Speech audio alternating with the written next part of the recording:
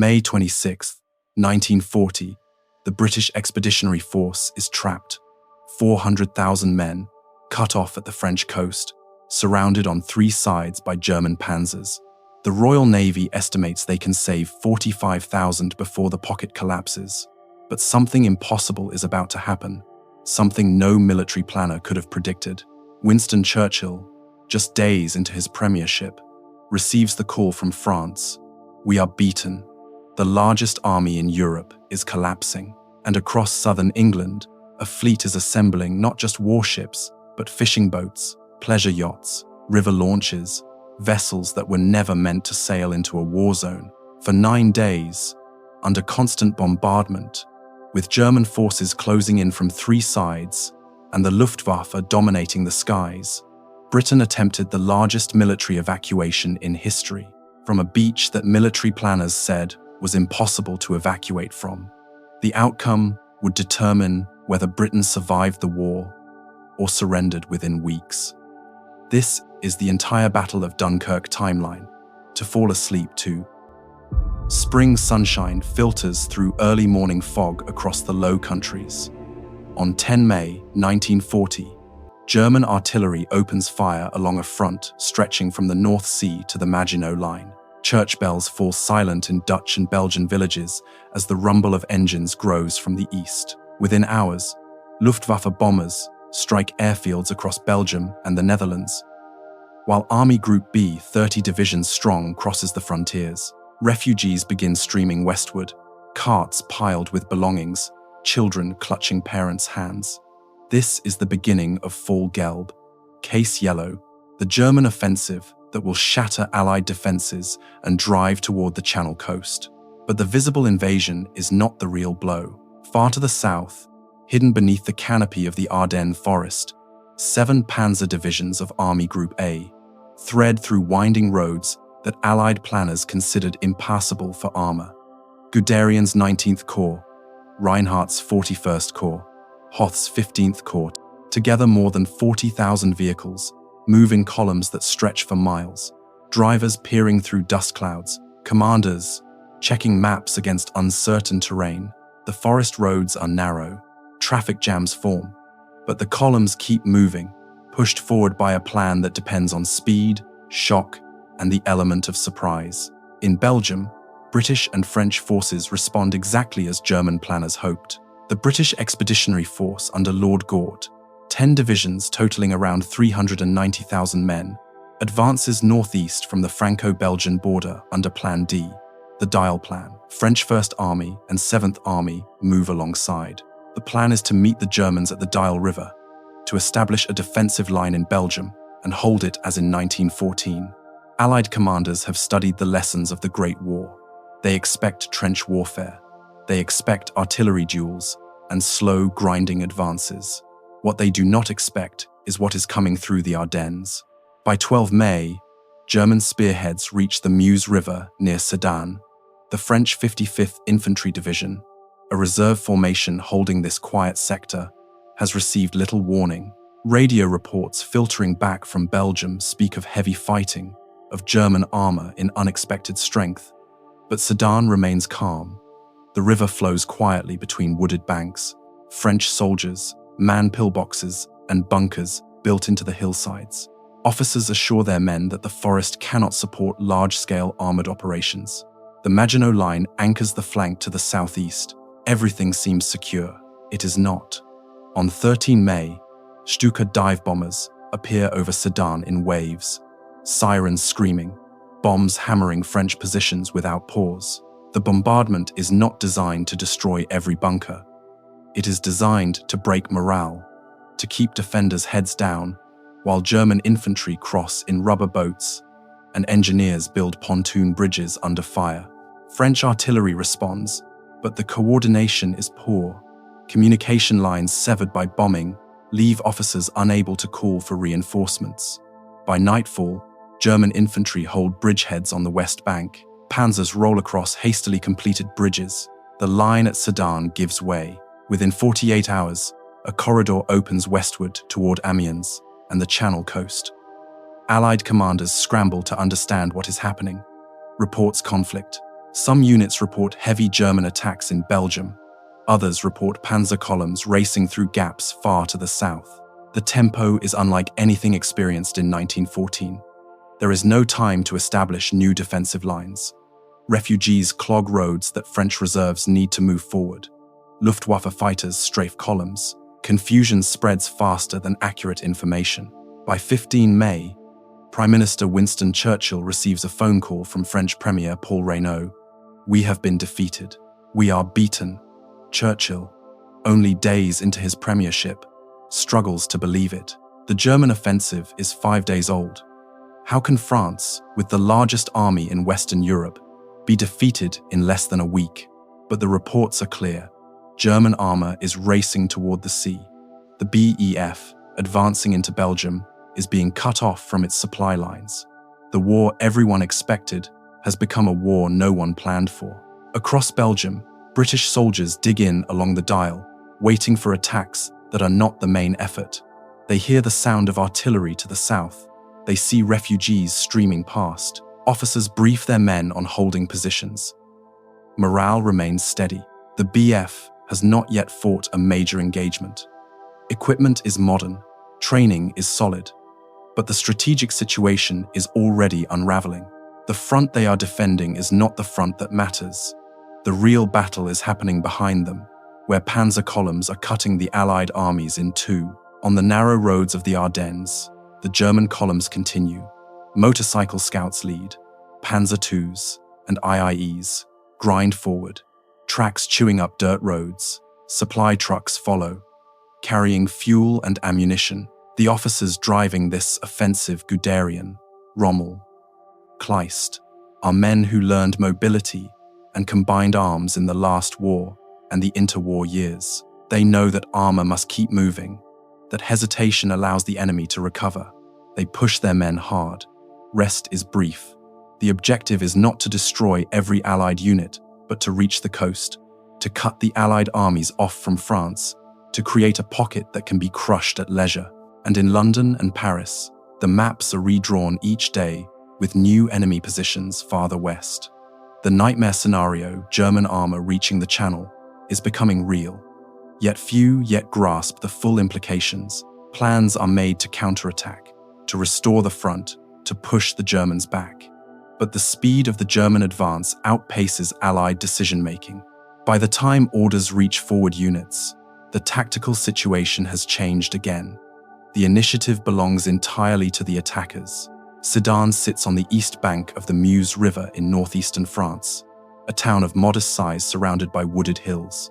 On 12 May 1940, it is a quiet sector, far from the main fighting in Belgium. The French 55th Infantry Division holds the river line here. Most of these soldiers are reservists, older men called back to service, stationed in concrete bunkers and field positions overlooking the water. They have been told the Ardennes forest, to their east, is impassable for tanks. They believe they are holding a secondary front.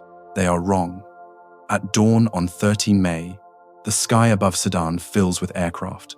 Junkers Ju 87 Stukas gull-wing dive bombers, with sirens mounted on their landing gear, drop from the clouds in sequence. The scream of the sirens precedes the bombs. High explosive and fragmentation munitions hammer French positions without pause. The bombardment lasts for hours. This is not precision bombing. This is terror bombing, designed to break the will of defenders, to keep them pinned in their bunkers, unable to man weapons or coordinate responses. Under this aerial umbrella, German infantry from the 1st and 10th Panzer Divisions begin crossing the Meuse in rubber boats. Engineers paddle furiously. Machine gun fire clatters from the far bank. Some boats are hit, men tumble into cold water. But the volume of fire from the German side is overwhelming. Mortars and field guns pound French positions. Smoke drifts across the river. By midday, German infantry have secured footholds on the west bank at multiple points. French officers attempt to organize counterattacks. Artillery is called in, but communication is chaos. Telephone lines have been cut by bombing. Radio sets malfunction or are overwhelmed by conflicting traffic. Some French units withdraw without orders. Others fight in isolation, unaware that neighboring positions have collapsed. The 55th Division, poorly trained and under-equipped, begins to disintegrate under pressure it was never designed to withstand. By nightfall, German engineers are constructing pontoon bridges across the Meuse. Wooden planks laid over floating sections, wide enough for trucks and light vehicles, reinforced through the night for heavier traffic. Searchlights illuminate the work. French artillery tries to destroy the bridges, but counter-battery fire and continued air attacks suppress most French guns. The bridges hold. On the morning of 14 May, the 1st Panzers cross at Sedan, Panzer IIs with 20mm autocannons, Panzer II with 37mm guns, and a smaller number of Panzer IVs mounting short-barreled 75mm howitzers. They are not heavy tanks. By later standards, armor is thin, guns are modest, but they are mobile, coordinated, and supported by infantry and artillery moving in concert. This is combined arms warfare, as the German military has refined it through years of training and doctrinal development. The French 55th Division ceases to exist as a coherent fighting force. Some units retreat in good order, others dissolve into flight. Thousands of French soldiers are captured. Abandoned equipment litters the roads. The Meuse barrier, upon which French defensive plans rested, has been breached in less than 2 days. And the breach is not a narrow salient that can be sealed off. It is a widening gap through which entire Panzer Corps now begin to pour. Heinz Guderian, commanding 9th Saint Panzer Corps, drives his formations westward with relentless urgency. His orders are clear. Do not stop to consolidate. Do not wait for infantry to catch up. Do not become entangled in local engagements. The objective is the Channel coast. Everything else is secondary. His units advance in columns, sometimes 50 miles or more in a single day, far faster than Allied commanders think possible. The RAF attempts to intervene. On 14 May, Royal Air Force bombers strike at the Sedan bridges in multiple waves. Fairey Battle light bombers and Bristol Blenheims press attacks at low altitude, flying through intense anti-aircraft fire. The losses are catastrophic. Out of 71 aircraft dispatched, 40 are shot down. The bridges are damaged but not destroyed. Repairs are made within hours. The panzer columns barely pause. French reserves attempt to form new defensive lines, but they are always a step behind. By the time units reach a position, German spearheads have already bypassed it. The depth of the German penetration grows each day. On 16 May, German armor reaches the Oise River. By 17 May, lead elements are approaching Amiens. The distance from Sedan to Amiens is over 90 miles. The Germans have covered it in 4 days. Allied commanders begin to realize the scale of the disaster. This is not a raid or a reconnaissance in force. This is a strategic breakout. The Panzer Corridor cuts Allied armies in Belgium off from the bulk of French forces to the south. The BEF, still positioned along the Dyle River, is now in danger of complete encirclement. Orders go out to withdraw, to fall back toward France, to try to reconnect with friendly forces. But the Germans are moving faster than Allied units can retreat. In Paris, French Prime Minister Paul Reynaud speaks of defeat. In London, Winston Churchill receives reports that seem impossible. The French army, the largest in Europe, is collapsing. Britain's continental ally is being split in half. The strategic assumptions upon which British policy has rested that France would hold, that trench lines would form, that this war would resemble the last are crumbling in real time. And along the roads of northern France, the panzer columns continue. Dust rises from their tracks. Commanders stand in open turrets, scanning maps, listening to radio reports, pushing forward. They know the Allies are reeling. They know that momentum is everything. Stop, and the enemy recovers. Pause, and the window closes. They do not stop. They drive toward the sea. On 20 May 1940, the 2nd Panzer Division reaches the English Channel near Abbeville, a small town at the mouth of the Somme River. The lead elements arrive in the evening, dust-covered and low on fuel, but they have made it. From Sedan to the sea, 8 days. The corridor is narrow, vulnerable, and stretched thin, but it is real. Allied armies in Belgium, the BEF, French First Army, remnants of Belgian forces, are now cut off from the rest of France. The strategic situation has transformed. What began as a defensive campaign in Belgium is now a battle for survival. British and French forces north of the German corridor are surrounded on three sides. Germans to the south and east, the sea to the north. Supplies must come by ship or not at all. Reinforcements from southern France cannot reach them, and German forces are closing in from multiple directions. For soldiers on the ground, the news arrives in fragments. Radio broadcasts speak of German breakthroughs. Officers receive orders to withdraw, then counter orders to hold. Refugees clog every road heading west. Families fleeing the fighting. Farmers driving livestock. Townspeople with belongings piled on carts. The flow of humanity clogs routes that Allied units need to move along. Traffic jams stretch for miles. Luftwaffe fighters strafe columns. Panic spreads. Lord Gort, commanding the BEF, faces impossible choices. His orders from London are to maintain contact with French forces, to coordinate movements with Allied commands, to hold positions and prepare counterattacks. But the reality on the ground makes such orders meaningless. The French command structure is fragmenting. Communications are breaking down. German armor is moving faster than Allied staff officers can process information. Gort must decide whether to obey his orders or to save his army. On 19 May, before the German corridor even reaches the coast, Gort makes a decision that will define everything that follows. He orders his chief of staff to begin planning a withdrawal to the Channel ports to Calais, Boulogne, and Dunkirk. This is not yet an evacuation. Officially, it is a contingency plan, but Gort knows what it means. If the BEF withdraws to the coast, it is admitting that the campaign in France is lost, that survival is now the only realistic objective. In London, the implications are understood immediately. On 20 May, the same day German panzers reach Abbeville, the Admiralty sends Vice Admiral Bertram Ramsay a quiet message: begin preparations to evacuate the BEF from French ports.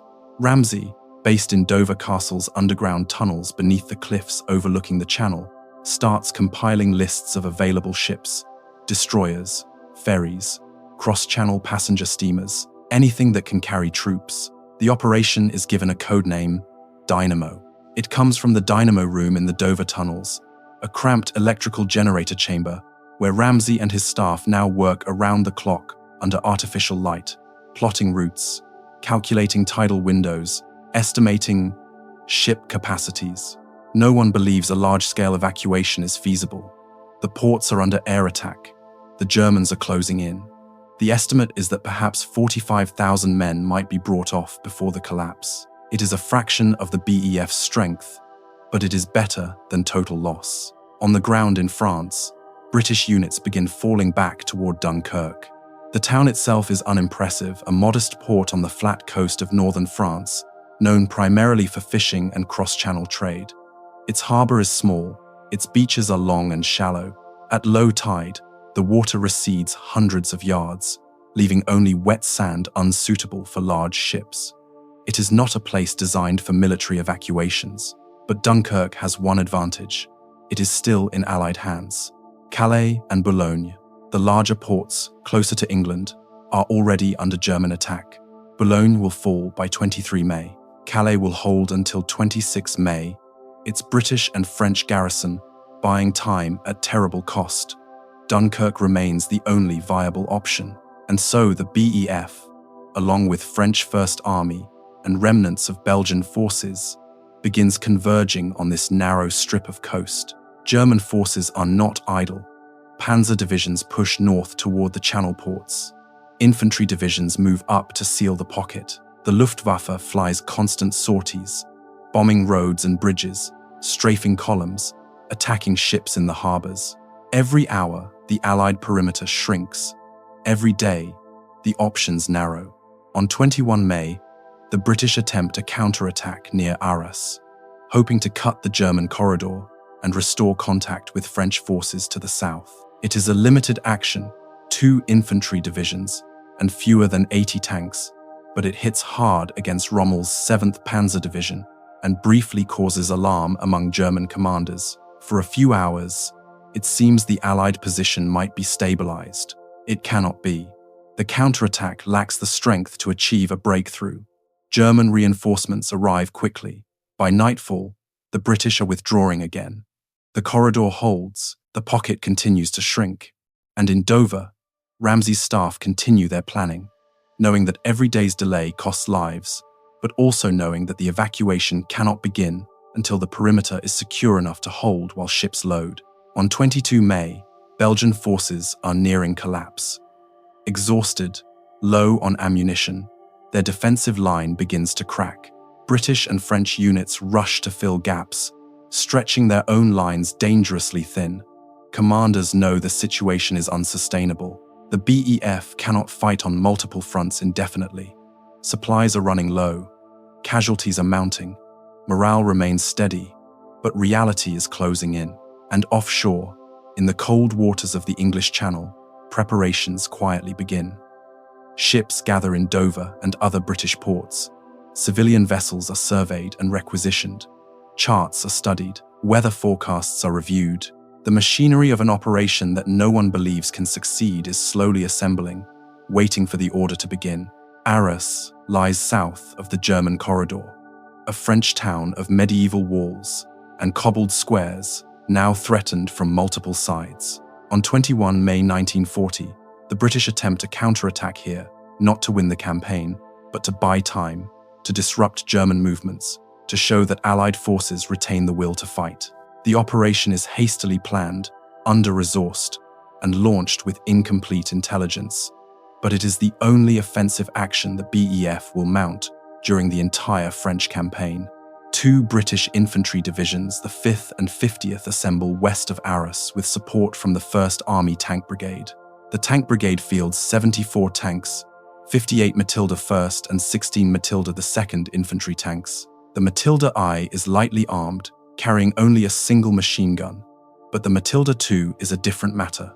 Armored with 78mm of frontal plate, it is nearly immune to German 37mm anti-tank guns. Its 2-pounder gun can penetrate most German armor at combat ranges. It is slow, with a top speed of 15 miles per hour, but it is tough. The plan is simple. Strike southeast from Arras, cut the German supply lines, disrupt the panzer advance toward the coast. French forces are supposed to attack simultaneously from the south, but coordination is poor. Communication is intermittent. The French attack either does not materialize or arrives piecemeal. The British move forward largely alone. On 21 May, the attack begins. British infantry and tanks advance through farmland south of Arras.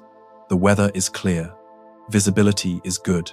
Within minutes, they encounter German forces, elements of Rommel's 7th Panzer Division and SS Totenkopf Division, moving north toward Arras. The engagement is immediate and violent. German 37mm anti-tank guns open fire. The shells bounce off the Matilda IIs. British tank crews press forward, turrets traversing, 2-pounders firing. German vehicles scatter. Supply trucks are overrun. Infantry scatter into ditches. For the first time in the campaign, German units are retreating in disorder. Rommel himself is caught in the chaos, his command vehicle under fire, forced to move to avoid being cut off. But the British tanks are too few and too slow. The Matildas grind forward at walking pace. German forces recover quickly. Rommel organizes a defensive line using 88mm anti-aircraft guns in the anti-tank role, high-velocity weapons designed to shoot down aircraft but equally effective against armor. The 88mm shells punch through Matilda armor with ease. British tanks begin burning. The infantry divisions supporting the armor are also taking casualties. German artillery finds the range. Luftwaffe dive bombers arrive overhead, screaming down on British columns. The attack, which began with momentum and surprise, bogs down within hours. By late afternoon, British commanders realize they cannot achieve a breakthrough. The counterattack has disrupted German movements, but cannot restore the Allied position. Orders go out to withdraw. By nightfall, The British are back where they started. They have inflicted hundreds of casualties on German forces, destroyed dozens of vehicles, and temporarily shaken German confidence. Rommel reports in his diary that he faced hundreds of British tanks, a significant overestimate driven by the shock of the engagement. Other German commanders express concern about British armor capabilities. Hitler, already nervous about overextended panzer divisions, uses the Arras counterattack as justification for caution in the days to come. But the tactical success cannot change the strategic reality. The German corridor to the coast still holds. Allied forces are still cut off. The BEF is still withdrawing toward Dunkirk. If anything, the counterattack has cost the British time and resources they cannot afford to lose. Tanks that might have been used in rearguard actions are now destroyed or out of fuel. Infantry battalions that might have held defensive positions are exhausted and depleted.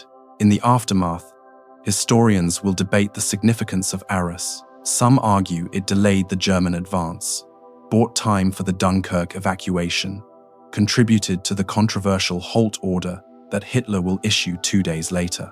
Others argue it was a futile gesture, a waste of resources that changed nothing. The truth is likely somewhere in between. The attack showed that British forces could still fight, that German armor was not invincible, that the campaign was not yet over. But it did not alter the fundamental trajectory. The Allies were retreating, the pocket was closing, and time was running out. For the soldiers involved, Arras is a day of confusion, violence, and narrow escape. Tank crews remember the sound of shells bouncing off armor, the roar of engines, the smell of cordite and burning fuel. Infantry remember the dust kicked up by tank tracks, the scream of Stukas overhead, the rapid orders to fall back. Officers remember the frustration of inadequate intelligence, poor coordination with French forces, and the realization that they were fighting a delaying action in a campaign already lost. And in the larger sweep of the campaign, Arras becomes a footnote, a brief moment when the Allies pushed back, when German commanders felt uncertainty, when the outcome seemed less than inevitable. But the moment passes, the panzers regroup, the advance resumes, and the British Expeditionary Force continues its withdrawal toward the sea, toward the narrow beaches of Dunkirk, toward an evacuation that no one yet believes can save them. On 23 May 1940, German panzer divisions are racing north toward the Channel ports, closing in on the shrinking Allied pocket. They are less than 20 miles from Dunkirk. The momentum is entirely with the Germans. Victory seems hours away, and then the panzers stop. The order comes from the highest level. Adolf Hitler, meeting with Army Group A commander Gerd von Rundstedt at the latter's headquarters, issues a directive. Panzer divisions are to halt along the A Canal line west of Dunkirk. They are not to advance further without explicit permission. The infantry divisions will close in and finish the job. The armor is to rest, refit, and prepare for the next phase of the campaign, the drive south into France proper. The reasons for the halt order are complex and have been debated by historians for decades. Rundstedt, cautious by temperament, expresses concern that the panzers are overextended, low on fuel and ammunition, vulnerable to counterattack. Arras, 2 days earlier, has reminded German commanders that British armor can still strike. Rundstedt wants to consolidate before pushing into the marshes and canals around Dunkirk, terrain unsuited for tanks. Hermann Göring, head of the Luftwaffe, promises Hitler that his aircraft can finish the job, can destroy the trapped Allied forces from the air.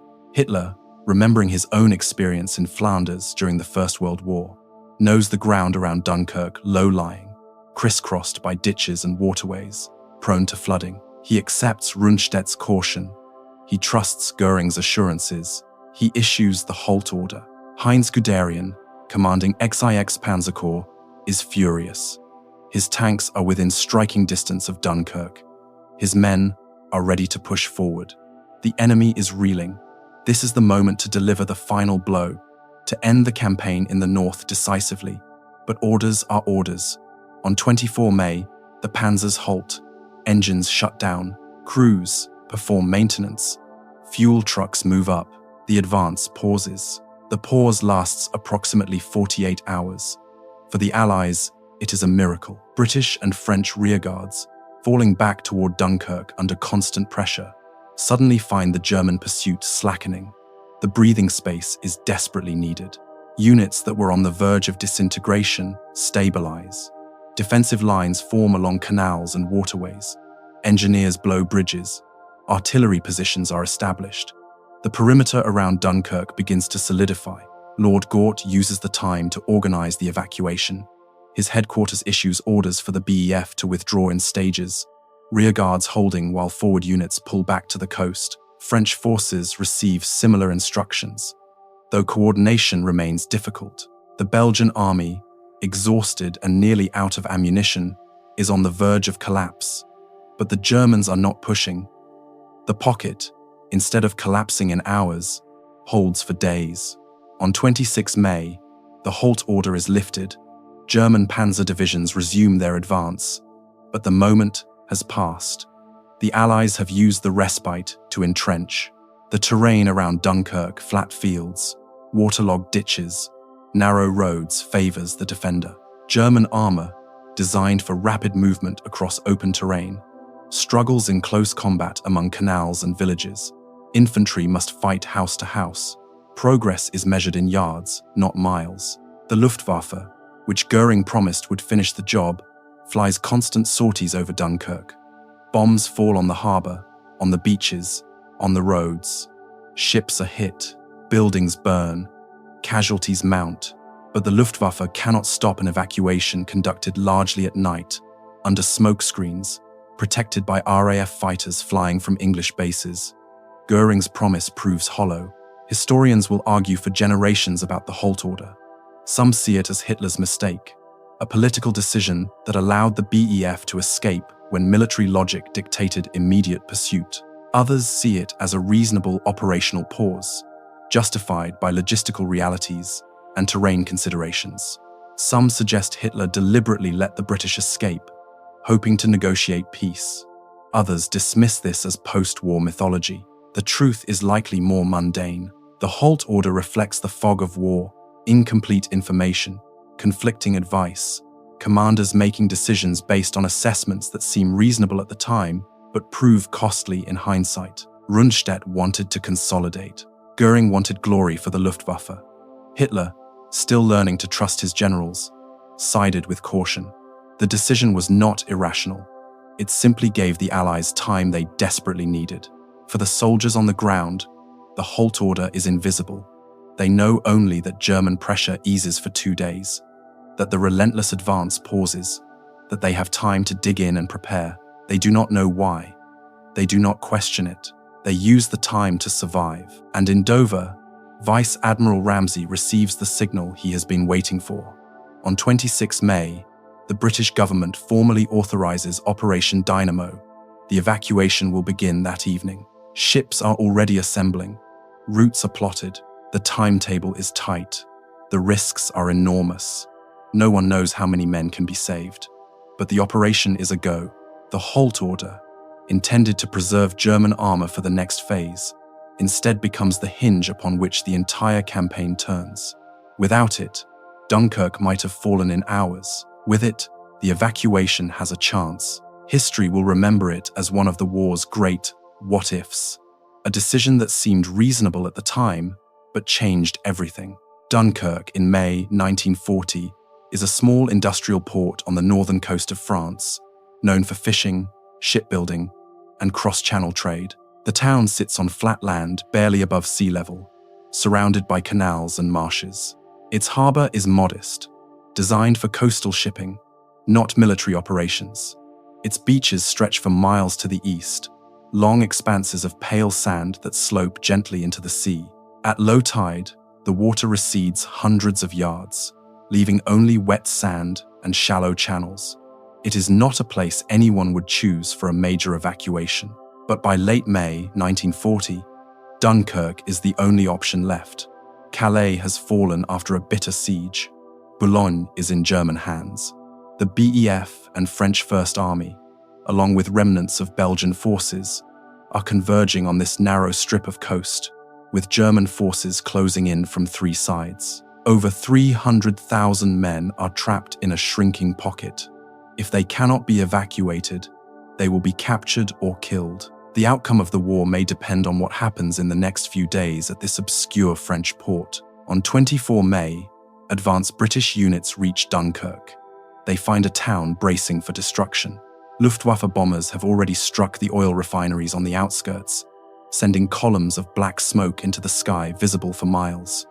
Fires burn among dockside warehouses. Civilians are evacuating, clogging roads with carts and bicycles.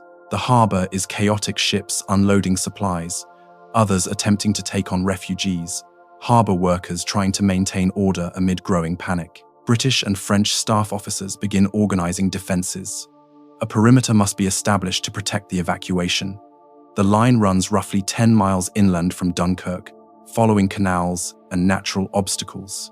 British divisions take positions to the west and east. French forces hold the southern sectors. Belgian units, exhausted after 2 weeks of continuous combat, hold a shrinking eastern flank. Engineers blow bridges and flood fields to slow German armor. Artillery positions are dug in. The perimeter must hold long enough for ships to evacuate the trapped armies. Inside Dunkirk itself, the first evacuations are already beginning in a limited, uncoordinated way. Some units have been ordered back to England days earlier. Others arrive at the port on their own initiative, hoping to find transport. The harbor is under constant air attack. Luftwaffe bombers strike in waves, dropping high explosive and incendiary bombs. The docks are cratered. Cranes are twisted wreckage. Ships burn at their moorings. The damage is severe, but not total. The harbor remains partially functional, and then, almost by accident, someone discovers the East Mole. This is a long, narrow wooden walkway extending over a mile out into the harbor, originally built to protect the entrance from storms and tides. It is not designed as a pier, just a footpath with a rail line running along one side, but the water alongside it is deep enough for destroyers. On 27 May, the first large warship ties up against the East Mole. Soldiers file aboard in long columns. The loading is slow but steady. Within hours, the Mole becomes the primary embarkation point for the entire evacuation. On 26 May, Vice Admiral Ramsay in Dover receives formal authorization to begin Operation Dynamo. His staff has assembled a fleet: Royal Navy destroyers, cross-channel ferries, passenger steamers, cargo ships, anything that can carry troops and survive the crossing. The initial estimate is grim. Perhaps 45,000 men might be evacuated before Dunkirk falls. It is a fraction of the BEF's strength, but it is something. The first ships depart Dover that evening. The crossing takes 2 to 3 hours, depending on the route. There are 3 primary routes across the channel. Route Y, the shortest at 39 miles, but within range of German coastal artillery. Route X, 55 miles and safer, and Route Z, the longest at 87 miles, used when the others are too dangerous. Ships zigzag to avoid mines. Lookouts scan for U-boats. RAF fighters patrol overhead when fuel allows. At Dunkirk, the first organized evacuations begin on the night of 26-27 May. Destroyers tie up at the East Mole. Soldiers queue in lines, stretching back through the town. The loading is painfully slow. Men file aboard single file, carrying rifles and light equipment, leaving behind everything else. Each destroyer can take 500 to 800 men if packed tightly. Smaller vessels take fewer. The mathematics are brutal. At this rate, evacuating even a fraction of the trapped army will take weeks. The perimeter will not hold that long. By dawn on 27 May, 7,669 men have been brought off. It is a start, but nowhere near enough. Luftwaffe bombers return with the light. Explosions ripple across the harbor. Ships scatter. Anti-aircraft guns fire back, tracers arcing into the sky. The air is thick with smoke and the smell of burning oil. This is the environment in which the evacuation must proceed under fire, under pressure, against a ticking clock. Officers on the ground realize that the harbor alone cannot handle the volume. The The beaches must be used, but the beaches present their own problems. Large ships cannot approach the shallow water. Soldiers will have to wade out and wait for smaller craft to ferry them to deeper water. The process will be slow, exhausting, and vulnerable to air attack. But there is no alternative, and so the plan evolves in real time. The harbour for organised loading of formed units. The beaches for overflow, for stragglers, for units that cannot reach the mole. Everything coordinated from Dover, where Ramsay and his staff work under artificial lights in the tunnels beneath the castle, plotting courses, dispatching ships, receiving reports, adjusting the plan hour by hour as the situation changes. On 26 May, as the first ships prepare to sail, Britain holds a national day of prayer. It is a Sunday. Churches across the country are packed.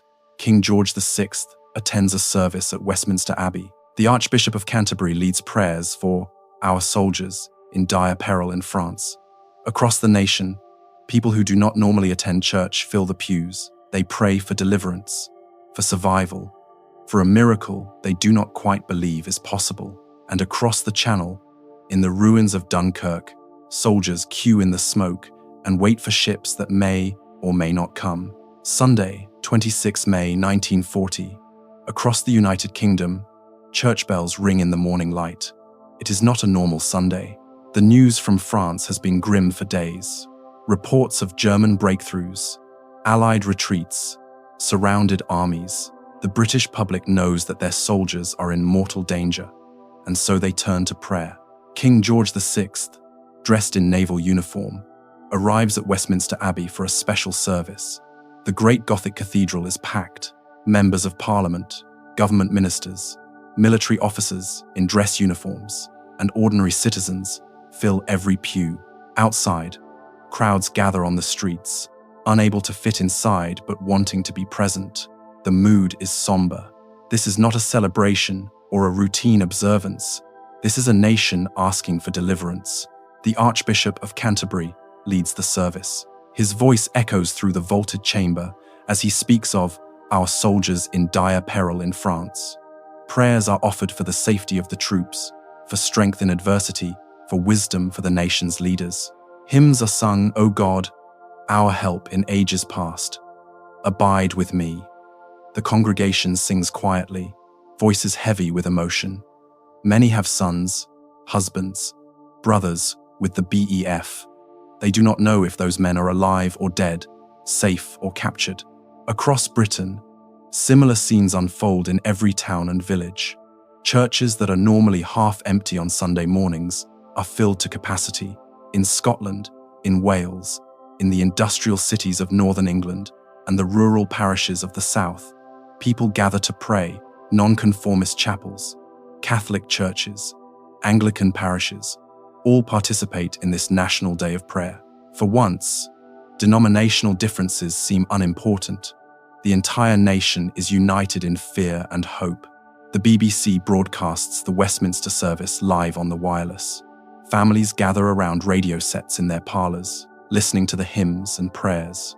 In pubs, conversations are quiet. In factories preparing for Monday's shifts, workers speak in low tones about the news. The newspapers that morning carry headlines about the gravity of the situation and the supreme crisis. No one uses the word evacuation yet. Officially, the BEF is still fighting in France, but everyone senses the truth.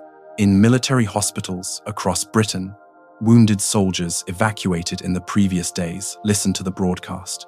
They know what is happening in France.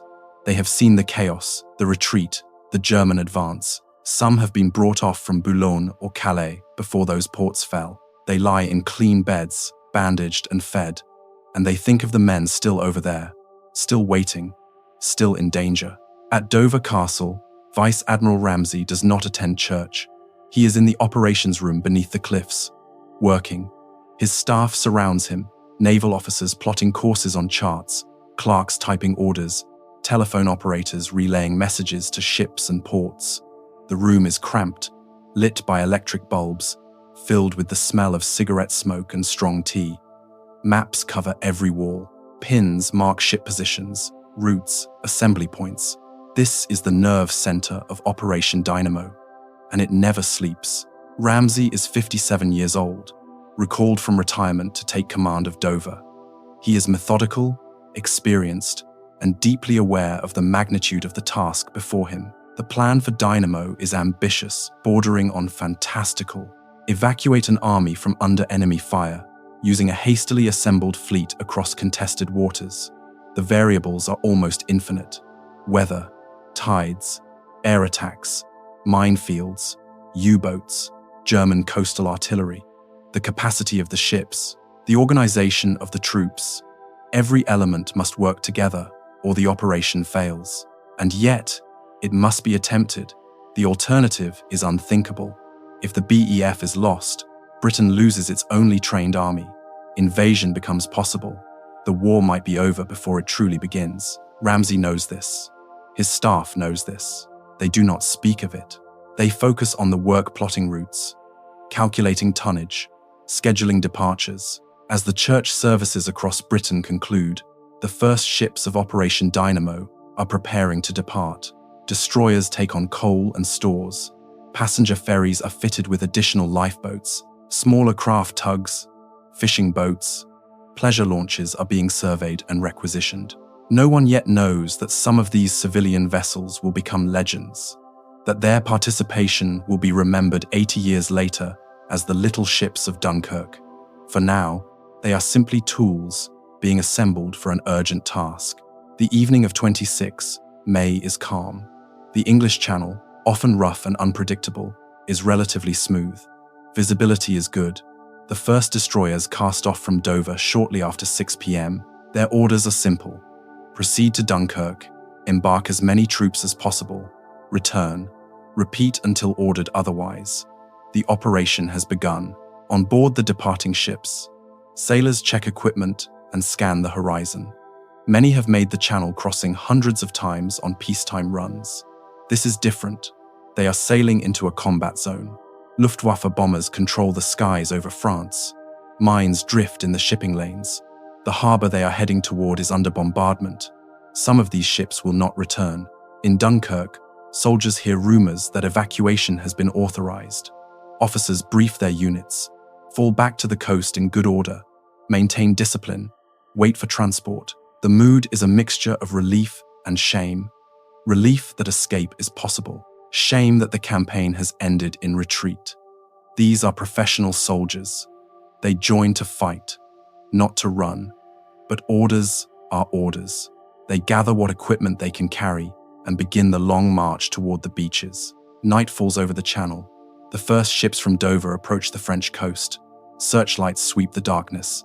Explosions flicker on the horizon. German artillery firing, buildings burning in Dunkirk. The sailors can see the fires from miles away. The sky over the port glows orange. They sail toward it, into the unknown, into the chaos, into history. And in Britain, the prayers continue in homes and hearts long after the church services end. No one knows if they will be answered. No one knows how many men will come home.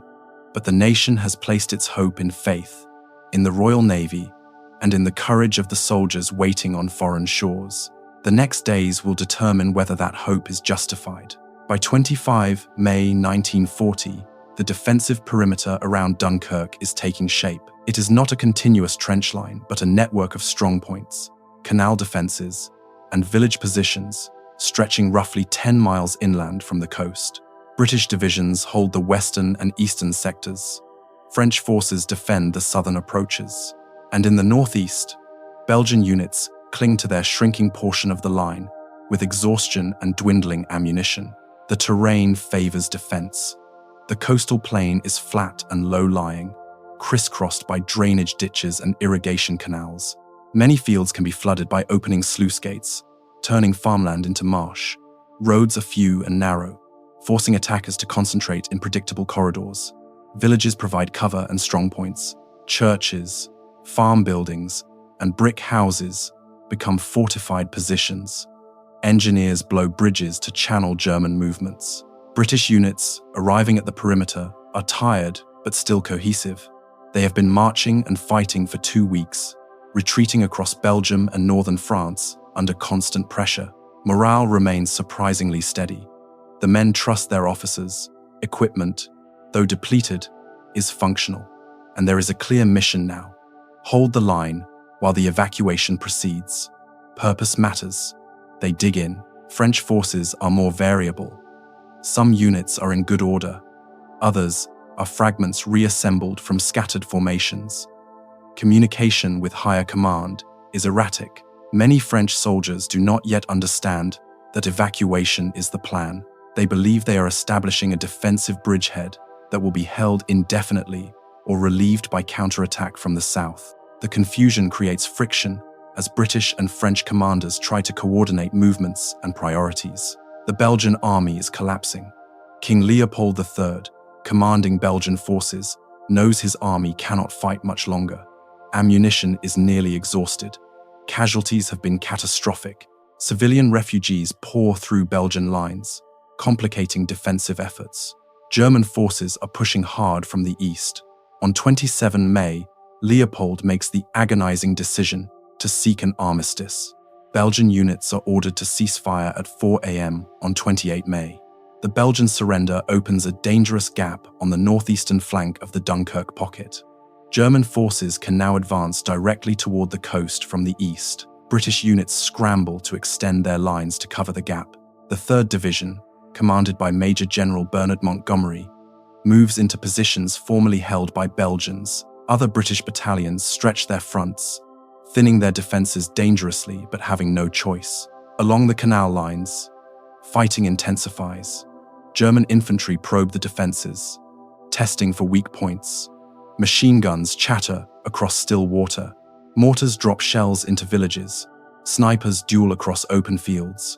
The engagements are small-scale but constant. Every hour, the perimeter contracts slightly. Every position abandoned brings German forces closer to the beaches. British and French rearguard units fight with grim determination. They know they are buying time with their lives. Each hour the perimeter holds is another hour for ships to load at the harbour and beaches. Each village held for a day is hundreds more men evacuated. The mathematics are simple and brutal. The rearguard accepts it. They dig in deeper, conserve ammunition, and wait. In some sectors, the fighting is savage. German assault troops clear houses room by room. British defenders fight from upper floors and cellars, from gardens and sheds. Hand grenades clatter on cobblestones. Rifle fire echoes through narrow streets. When a position becomes untenable, the defenders fall back to the next village, blow the bridge behind them, and prepare to do it again. In other sectors, an uneasy quiet prevails. German units are tired too. The advance from the Meuse has been rapid and costly. Infantry divisions have been marching for days. Supply lines are stretched. Officers need time to reorganize, to bring up ammunition and fuel, to prepare for the next push. The halt order has ended, but the resumption is methodical, not frantic. Both sides watch each other across canals and fields, conserving strength. Luftwaffe bombers continue to strike the perimeter, but the main weight of German air power focuses on Dunkirk itself. The harbour, the beaches, the roads leading into town. The perimeter defences are below the Luftwaffe's priority list. Fighters strafe columns when they find them, but systematic close air support is limited. The Germans still expect the pocket to collapse quickly. Why expend resources on ground attack when the campaign is nearly won? As night falls on 27 May, the perimeter is holding. Barely, but holding. British commanders estimate they have perhaps 3 to 5 days before the line collapses entirely. That gives Dynamo perhaps 4 days to work. After that, Dunkirk will fall, and anyone still on the beaches will be captured. The race is on. Hold the line, load the ships, bring the men home. And offshore, under cover of darkness, the first major evacuation convoys are crossing. Destroyers packed with soldiers steam toward Dover. Empty ships return to load again. The cycle begins. The perimeter has locked. The evacuation has started. And the outcome of the campaign now depends on endurance, logistics, and luck. The operations room beneath Dover Castle is a low-ceilinged chamber carved from chalk, originally built in Napoleonic times and repurposed for modern warfare. Electric lights hang from exposed beams. Maps cover the walls, large-scale charts of the channel, detailed harbor plans of Dunkirk, tidal tables, minefield locations. A long plotting table dominates the center of the room, covered with acetate sheets, marked with grease pencil, ship positions, routes, timings. Vice Admiral Bertram Ramsay stands at the table, reading reports as they arrive by telephone and wireless. He is methodical, calm under pressure, the kind of officer who inspires confidence through competence rather than charisma. Around him, his staff works in organized chaos, naval officers updating charts, clerks typing orders, messengers running between rooms. The air smells of cigarette smoke, strong tea, and chalk dust. The only sounds are voices, typewriters, and the occasional rattle of a teleprinter. The evening of 26 May 1940 marks the official start of Operation Dynamo, though some ships have already been making emergency runs to Dunkirk in the previous days. Ramsay's task is to coordinate an evacuation on a scale never attempted in military history. He has assembled a fleet: destroyers from the Royal Navy, passenger ferries from the peacetime channel routes, cargo ships, coasters, tugs, anything that can float and carry troops. The first ships depart Dover shortly after 6 p.m. HMS Codrington, HMS Greyhound, HMS Grafton destroyers that normally patrol and escort, now tasked with rescue. They cross the channel at speed, zigzagging to avoid potential U-boats, following routes plotted to skirt known minefields. The crossing takes 2 to 3 hours, depending on which route is used. Route Y is the shortest at 39 miles, but passes within range of German coastal artillery near Calais. Route X, 55 miles, is safer. Route Z, at 87 miles, is the longest, but avoids most threats. The destroyers approach Dunkirk after dark. The port is burning. Fires from the oil refineries cast orange light across the water. Smoke drifts thick over the town. Explosions flicker in the distance. German artillery, bombs, demolitions. The harbor entrance is lit by searchlights and fires. Wrecked ships lie at broken piers. The scene is chaos, but the east mole is intact. This long, narrow wooden walkway, jutting over a mile into the harbor, has become the primary embarkation point. It was never designed for this purpose, just a storm barrier with a footpath and a narrow-gauge rail line, but the water alongside is deep enough for destroyers to tie up.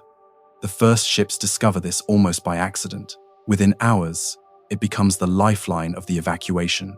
HMS Codrington ties up at the East Mole shortly before midnight on 26 May. Soldiers queue along the walkway in long columns, 4 abreast, stretching back into the burning town. They are quiet, disciplined, moving forward slowly as the line shuffles toward the ship. Many have not slept in days. Uniforms are filthy, crusted with mud and sweat. Faces are gaunt, but they move in good order. Rifles slung, steel helmets on heads, following the officer's directions. Loading is painfully slow. The mole is narrow, only wide enough for 4 men to walk side by side. The gangplank to the destroyer is even narrower. Soldiers file aboard one at a time, stepping carefully in the darkness. Once on deck, they are directed below into mess decks, engine rooms, any space that can hold a human body. Destroyers are not designed for passenger transport. Normal capacity is around 300 crew. Tonight, Codrington will pack aboard more than 700 soldiers. The loading takes hours. During that time, Luftwaffe bombers pass overhead. Bombs fall into the harbor, sending up geysers of water. Anti-aircraft guns fire back, tracers arcing into the night sky. Explosions ripple through the town. Buildings collapse. Fires spread. The soldiers on the mole press themselves flat against the wooden planks during the worst of it, then stand and continue shuffling forward when the bombers pass. By 3 a.m. on 27 May, Codrington casts off and turns for England. The ship is so overloaded, it sits low in the water, decks awash. Soldiers pack every available space on deck, in passageways, in the engine room. Many simply lie down where they stand and sleep, exhausted beyond measure. The destroyer makes the crossing without incident, arriving at Dover in the early morning light.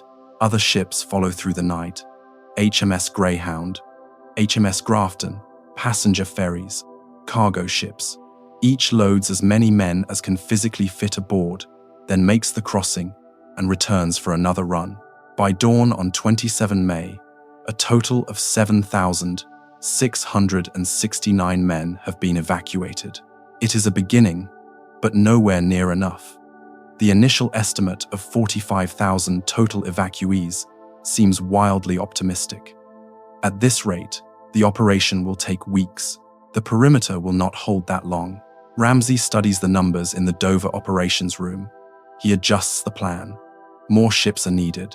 Smaller craft to ferry men from the beaches to larger ships offshore. Better organization at the Dunkirk end to keep the flow moving. Coordination with the RAF to provide air cover. The variables are almost infinite, but they can be managed. The Royal Navy has spent centuries solving impossible logistical problems. This is just another, though on an unprecedented scale. As daylight breaks on 27 May, the situation is clarified by the harsh light of day. Dunkirk harbour is a wreck. Bomb craters pit the docks. Cranes are twisted metal. Warehouses are gutted shells. And the Luftwaffe is not finished. The first bombers return with the sun. The morning of 27 May dawns clear and bright over Dunkirk, perfect flying weather for the Luftwaffe. At German airfields across Belgium and northern France, bombers are armed and fueled. Junkers Ju-87 Stukas, Ju-88 twin-engine bombers, Dornier Do 17 seconds, Heinkel He 111 seconds. The targets are obvious: Dunkirk harbour, the ships assembling offshore, the beaches crowded with waiting troops. Hermann Goering has promised Hitler that the Luftwaffe can finish the job. Today, he intends to prove it. The first wave arrives mid-morning.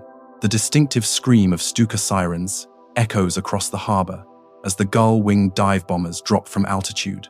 One after another in sequence, they dive nearly vertical, aiming for the East Mole, the docks, the ships tied up at piers. Each aircraft releases a single 500-kilogram bomb at low altitude, then pulls up hard, engines roaring.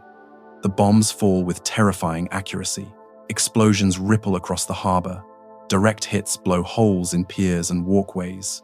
Near misses send up massive geysers of water that drench ships and men. One Stuka hits an ammunition dump near the docks. The explosion is catastrophic. A fireball rising hundreds of feet into the air.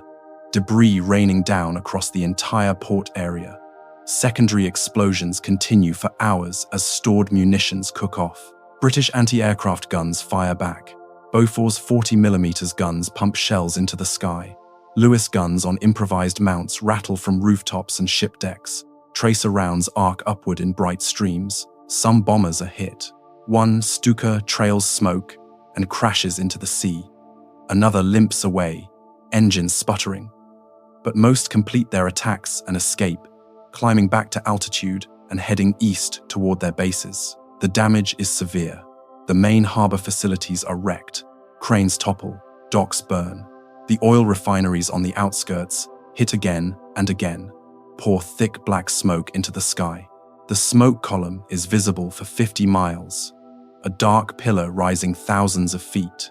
The smell is overwhelming, burning petroleum, wood smoke, cordite, and beneath it all, the stench of burning flesh from casualties caught in the open. Ships suffer too. The destroyer HMS Grenade, tied up at the mole, takes a direct hit and sinks within minutes, her hull torn open. The passenger ferry, Mona's Queen, is struck by multiple bombs and burns fiercely, eventually capsizing at her mooring. Smaller vessels, tugs, fishing boats, lighters are hit and sunk or damaged beyond immediate repair. The harbour is rapidly becoming a graveyard of wrecked ships and shattered infrastructure, and yet the evacuation continues. Sailors cut damaged vessels loose and bring fresh ships alongside the East Mole. Soldiers continue filing aboard, stepping over debris, ignoring the fires, moving with the steady discipline of exhausted men who have no choice but to endure. When the bombers come, they take cover. When the bombers leave, they stand and resume loading. There is no panic. There is only grim determination to get aboard the ships and escape. The second Luftwaffe wave arrives in early afternoon. This time, it is twin-engine Ju-88 bombers flying in formation at medium altitude. They target ships offshore, destroyers waiting to load, transports assembling for the crossing, rescue vessels picking up survivors from earlier sinkings. The bombing is less precise than the Stuka attacks, but the volume is greater. Hundreds of bombs fall into the sea. Some hit. HMS Wessex, a destroyer on escort duty, takes a bomb amidships. The explosion breaks her back. She sinks within 10 minutes, taking dozens of crew and embarked soldiers with her. HMS Gallant is damaged by near misses, her steering gear wrecked, forced to limp back to Dover under tow. The personnel ship Scotia, a former passenger ferry, is hit and set ablaze. She burns for hours before sinking, her hull glowing red hot. RAF Fighter Command tries to intervene. Squadrons of Supermarine Spitfires and Hawker Hurricanes fly from bases in southern England, racing across the Channel to engage the Luftwaffe over Dunkirk. The dogfights are fierce. Spitfires, faster and more maneuverable, tangle with Messerschmitt Bf 109 escorts. Hurricanes attack the bombers, trying to break up their formations before they reach the target. Some succeed. German bombers turn back, jettisoning their loads into the sea. Others press through, but the RAF cannot maintain continuous cover. The distance from English bases to Dunkirk is at the limit of the fighters' range. They can patrol for only 20 to 30 minutes over the target before fuel runs low and they must return. The Luftwaffe, operating from closer bases, can maintain pressure throughout the day. The result is periods of intense air combat, followed by gaps when the German bombers have free rein. Soldiers on the ground, sheltering in cellars and ditches as bombs fall, see little of the air combat. Most occurs inland or at altitude, out of sight. What they see is Luftwaffe bombers overhead and explosions all around. They do not see the RAF fighters. They begin to mutter that the Air Force has abandoned them, that the Navy is doing all the work. The resentment is unfair but understandable. Men under bombardment want to see their defenders. When they do not, they assume they are alone. By nightfall on 27 May, the harbour is barely functional. The main docks are wrecked. Fires burn unchecked. The East Mole, though damaged, remains passable. Ships continue to tie up and load through the evening. The Luftwaffe bombing tapers off with darkness. German bombers lack the navigation equipment for effective night operations. The respite is desperately needed. Damage control parties work to clear debris, extinguish fires, patch holes in the mole. The wounded are carried to aid stations. The dead are left where they fell. In Dover, Ramsey receives the casualty reports. Ships sunk, ships damaged, men lost. The numbers are brutal, but the evacuation total for 27 May is significant. 7,669 men brought off. Combined with the previous night, over 15,000 soldiers have been evacuated. It is progress, but at this rate, with the perimeter shrinking daily, there is no way to save the entire army. The mathematics are relentless, and with dawn on 28 May, the Luftwaffe will return. On 28 May 1940, the Belgian army ceases fire. King Leopold III, commanding Belgian forces, has sought an armistice with Germany after 2 weeks of continuous combat that has reduced his army to near collapse. Belgian units lay down their arms. German forces advance into positions formerly defended by Belgian soldiers, and on the northeastern flank of the Dunkirk pocket, a dangerous gap opens. The Belgian decision shocks British and French commanders. There has been no coordination, no warning. One moment, Belgian units hold the eastern flank from the coast south toward Lille. The next, those positions are empty. German forces, encountering no resistance, push forward rapidly. If they reach the coast east of Dunkirk, they will cut the evacuation beaches off from the harbour. The entire perimeter will collapse. British units scramble to fill the gap. The 3rd Division, commanded by Major General Bernard Montgomery, redeploys from positions further south. Other British battalions extend their fronts, thinning their lines dangerously. French units shift northward. Engineers blow bridges and flood fields to slow the German advance. But reorganizing a defensive line under pressure, in contact with the enemy, is one of the most difficult military maneuvers. Mistakes are costly. For several hours on the morning of 28 May, the situation is critical. German reconnaissance units probe forward, testing for weak points. If they discover the gap before British forces fill it, they can drive directly to the beaches. The outcome of the entire evacuation hangs on speed. Can the Allies close the gap before the Germans exploit it? They can. Barely. By mid-morning, British and French units establish a new line along the eastern approaches to Dunkirk. It is thin, improvised, and vulnerable, but it holds. German probing attacks are repulsed. Machine gun positions cover open fields. Artillery covers likely approach routes. The line stabilizes. The crisis passes, though the danger remains. The Belgian surrender has another consequence. It demoralizes many French soldiers who believed they were establishing a long-term defensive bridgehead. If Belgium has capitulated, if the perimeter is contracting, if the British are evacuating, what is the plan? Confusion and resentment grow. French units hold their positions, but morale sags. Officers struggle to maintain discipline. Rumors spread that the British are leaving the French behind, that only British soldiers are being evacuated, that France has been betrayed. The rumors are not entirely false. In the first days of Dynamo, most soldiers evacuated are British. This is partly because British units reach Dunkirk first, partly because they are better organized, and partly because the evacuation is fundamentally a British operation coordinated from Dover. French units are told to hold the southern perimeter while British forces embark. They do so, but bitterness grows. Winston Churchill, aware of the political implications, orders that French soldiers must be evacuated alongside British troops. The Allies cannot afford a breach at this stage of the war. Ramsay receives instructions. Priority is to be given to evacuating fighting formations, but French soldiers are to be embarked in equal numbers to British. The order complicates the logistics, but is politically necessary.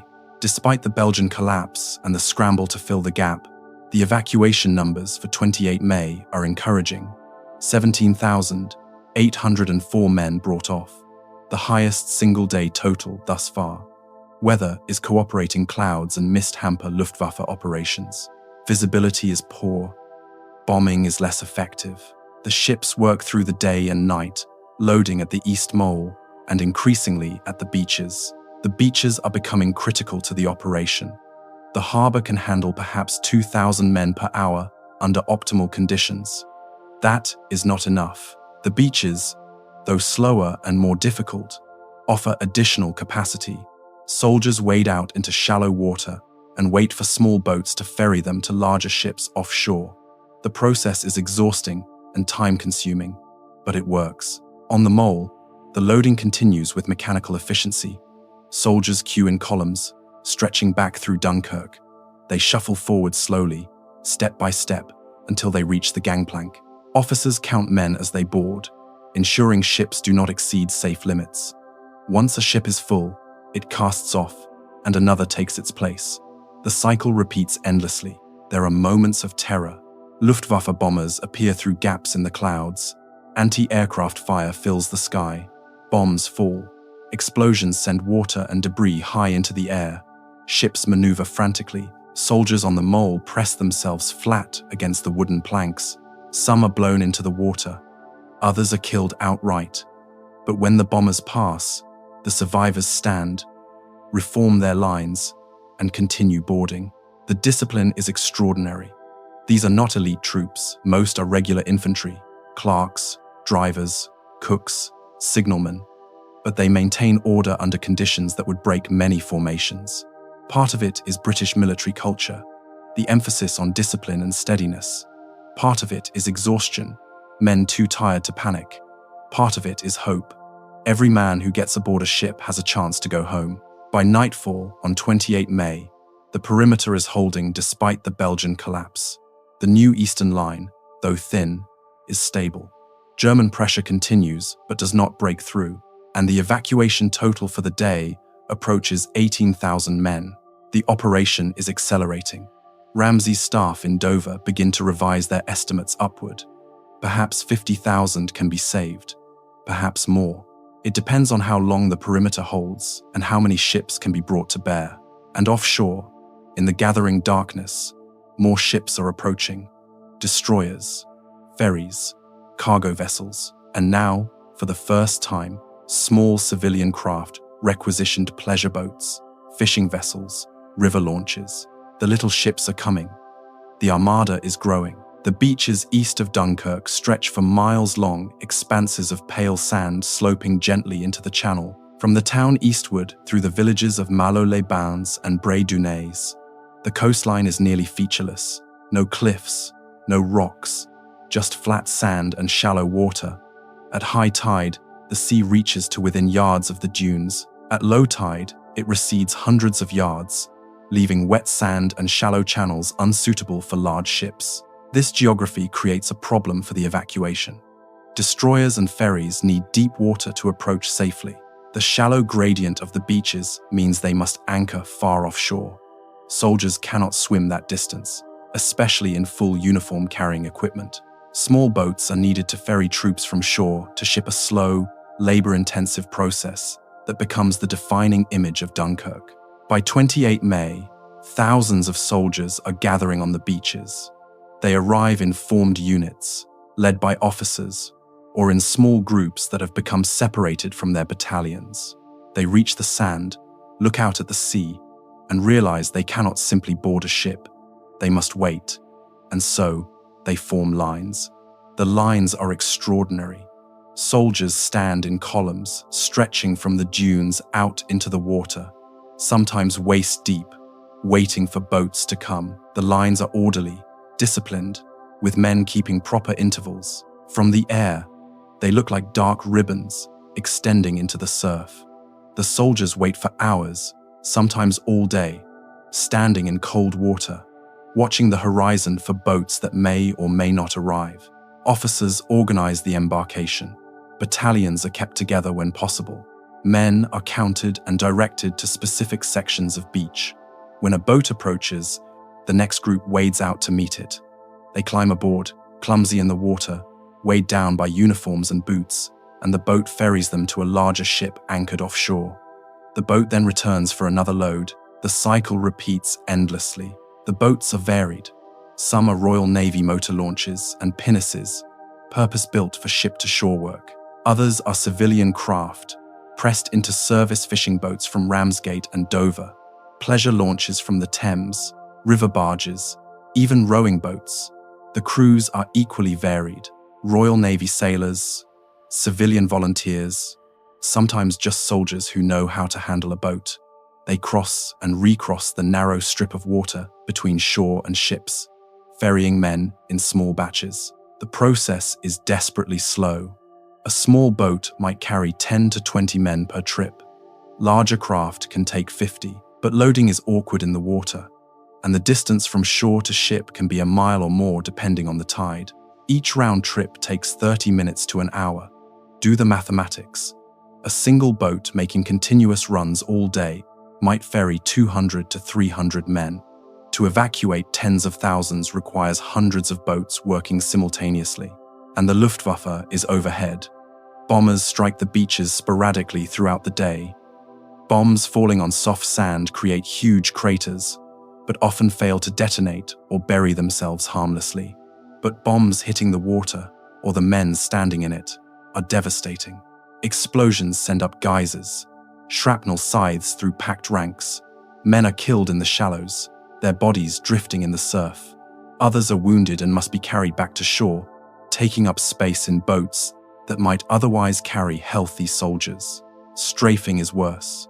Messerschmitt Bf 109 fighters and Bf 110 heavy fighters swoop low over the beaches, machine guns chattering. The soldiers have no cover. They throw themselves flat on the sand or into the water and hope. Bullets kick up sand all around. Men are hit. Screams mix with the roar of aircraft engines. Then the fighters pass, climbing back to altitude, and the survivors stand and reform their lines. Despite everything, The lines hold. The soldiers endure. Part of it is discipline. Part of it is the British cultural tendency to queue patiently even in absurd circumstances. Part of it is simple lack of alternatives. There is nowhere to go but forward, into the water, onto the boats. Panic would accomplish nothing, and so they wait, quiet and patient, hour after hour. On 29 May, the evacuation from the beaches accelerates. More boats arrive. Organization improves. Naval beach parties, small groups of sailors landed on the beaches to coordinate operations, mark out embarkation points, direct troops to specific boats, maintain order. The chaos of the first days gives way to something resembling efficiency. The daily total for 29 May reaches 47,000. 310 men evacuated, a dramatic increase. The East Mole accounts for much of this, but the beaches are now contributing significantly. The combination of harbor and beach evacuations, of large ships and small craft, is working. The numbers are climbing, but so are the losses. On 29 May, the destroyer HMS Wakeful is torpedoed by a German E-boat, fast attack craft, and sinks within minutes, taking hundreds of embarked soldiers down with her. The destroyer HMS Grafton is also torpedoed and sinks. The French destroyer Bourrasque strikes a mine and goes down with heavy casualties. Every loss is a tragedy, but the operation continues. There are no pauses for mourning. Ships sink, others take their place. Soldiers waiting on the beaches see ships burning on the horizon. They see Luftwaffe bombers diving. They hear explosions. They know men are dying out there, sailors and soldiers trying to escape. But they also see boats coming in, wave after wave, never stopping. The Royal Navy is keeping its word. The evacuation continues. As night falls on 29 May, the beaches are still crowded. Tens of thousands of men remain, waiting in the dunes or standing in the water. The boats work through the night. Soldiers wade out into darkness, guided by lights from the ships, by the sound of engines, by the shouted directions of sailors. They climb aboard invisible boats and are ferried to invisible ships. It is slow, exhausting, and terrifying. But it works. And in Dover, Ramsay studies the numbers. Nearly 50,000 men in a single day. At this rate, the revised estimate of 150,000 total evacuees seems achievable, perhaps even conservative. The operation is succeeding beyond all expectations. If the perimeter holds, if the weather cooperates, if the ships keep coming, the variables remain, but hope is growing. The call goes out from Dover on 27 May 1940. The Royal Navy needs small craft, anything that can navigate the channel and operate in shallow water. Pleasure cruisers, fishing boats, river launches, lifeboats, yachts, even dinghies. The Admiralty requisitions hundreds of vessels from ports across southern England. Civilian owners are contacted, sometimes compensated, sometimes simply ordered to turn over their boats. Within days, a fleet of civilian vessels assembles in Dover, Ramsgate, Sheerness, and other channel ports. These are the little ships of Dunkirk, a term that will enter British folklore and remain there for generations. The reality is more complex than the legend. Most of the civilian vessels are requisitioned, not volunteered. Many are crewed by Royal Navy sailors, not their civilian owners. The crossings are coordinated by Naval Command, not spontaneous acts of patriotism. But none of that diminishes the courage required to sail small boats across contested waters into a combat zone. Some civilian owners do volunteer. They hear the call and bring their boats forward, offering to crew them across the channel. These men, mostly older, beyond military age, or in reserved occupations, are not trained sailors in the military sense. They are yachtsmen, fishermen, river pilots. They know boats and water. They know the tides and currents of the channel. And they sail toward Dunkirk, understanding they may not return. One such boat is the Tamzine, a Dutch motorboat owned by a London advertising executive. He sails her across with a small crew, makes multiple trips ferrying soldiers from beach to ship, and returns safely. The Sundowner, a pleasure yacht, makes the crossing under her civilian owner and brings off over 100 men.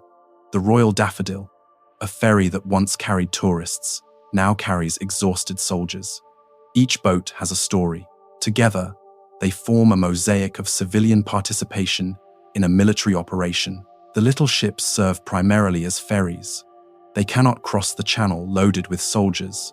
Most are too small, too slow, or lack the range. Instead, they shuttle between the beaches and the larger ships anchored offshore.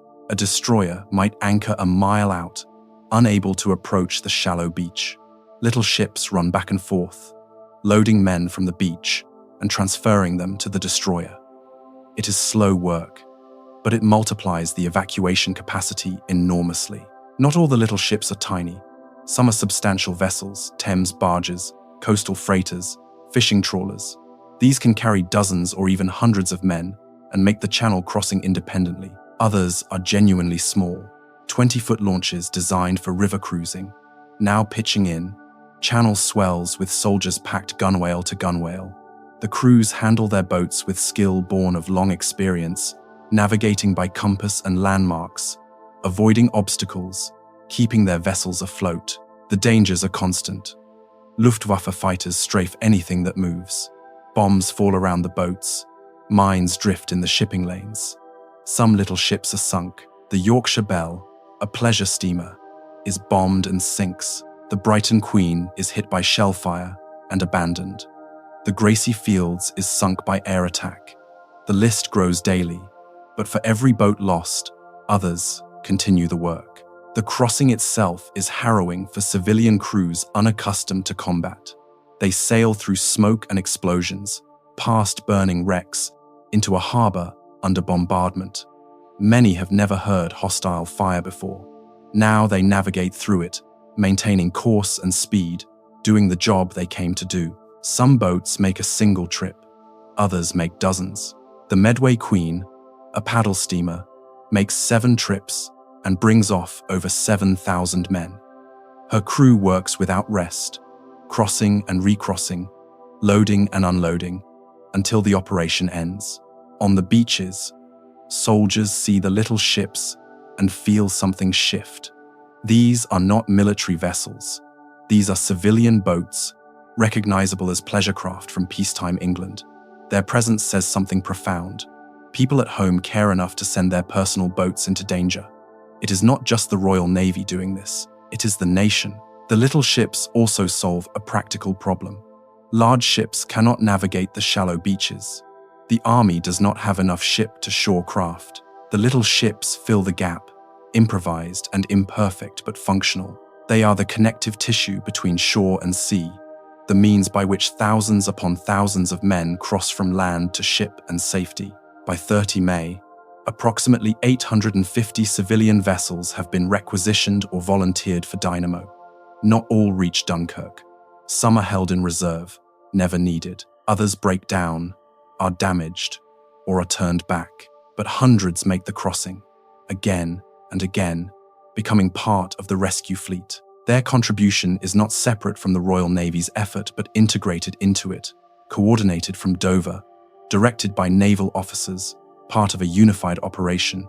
In later years, the little ships will be romanticized. Books and films will depict brave civilians spontaneously sailing to the rescue. The reality is both less romantic and more impressive. This is not improvisation but logistics. The Admiralty identifies a need, requisitions resources, organizes them efficiently, and deploys them where needed. The civilian crews show courage, skill, and endurance, but they are part of a system, not independent actors. The system works because it is organized, not because it is spontaneous, and the work continues day and night. Little ships cross in daylight under air attack. They cross at night using minimal lights, navigating by feel and experience. They run aground on sandbars, refloat on the tide, and keep going. Engines overheat, fuel runs low, crews collapse from exhaustion. The boats keep moving. Men must be evacuated. The little ships do their part. By 31 May, the beach evacuation is running at peak efficiency. Hundreds of boats work the shallows. Soldiers wade out in organized groups. The ferrying proceeds like a waterborne assembly line. Load, cross, unload, return. Repeat until no one is left. The little ships, working in concert with naval craft, make it possible.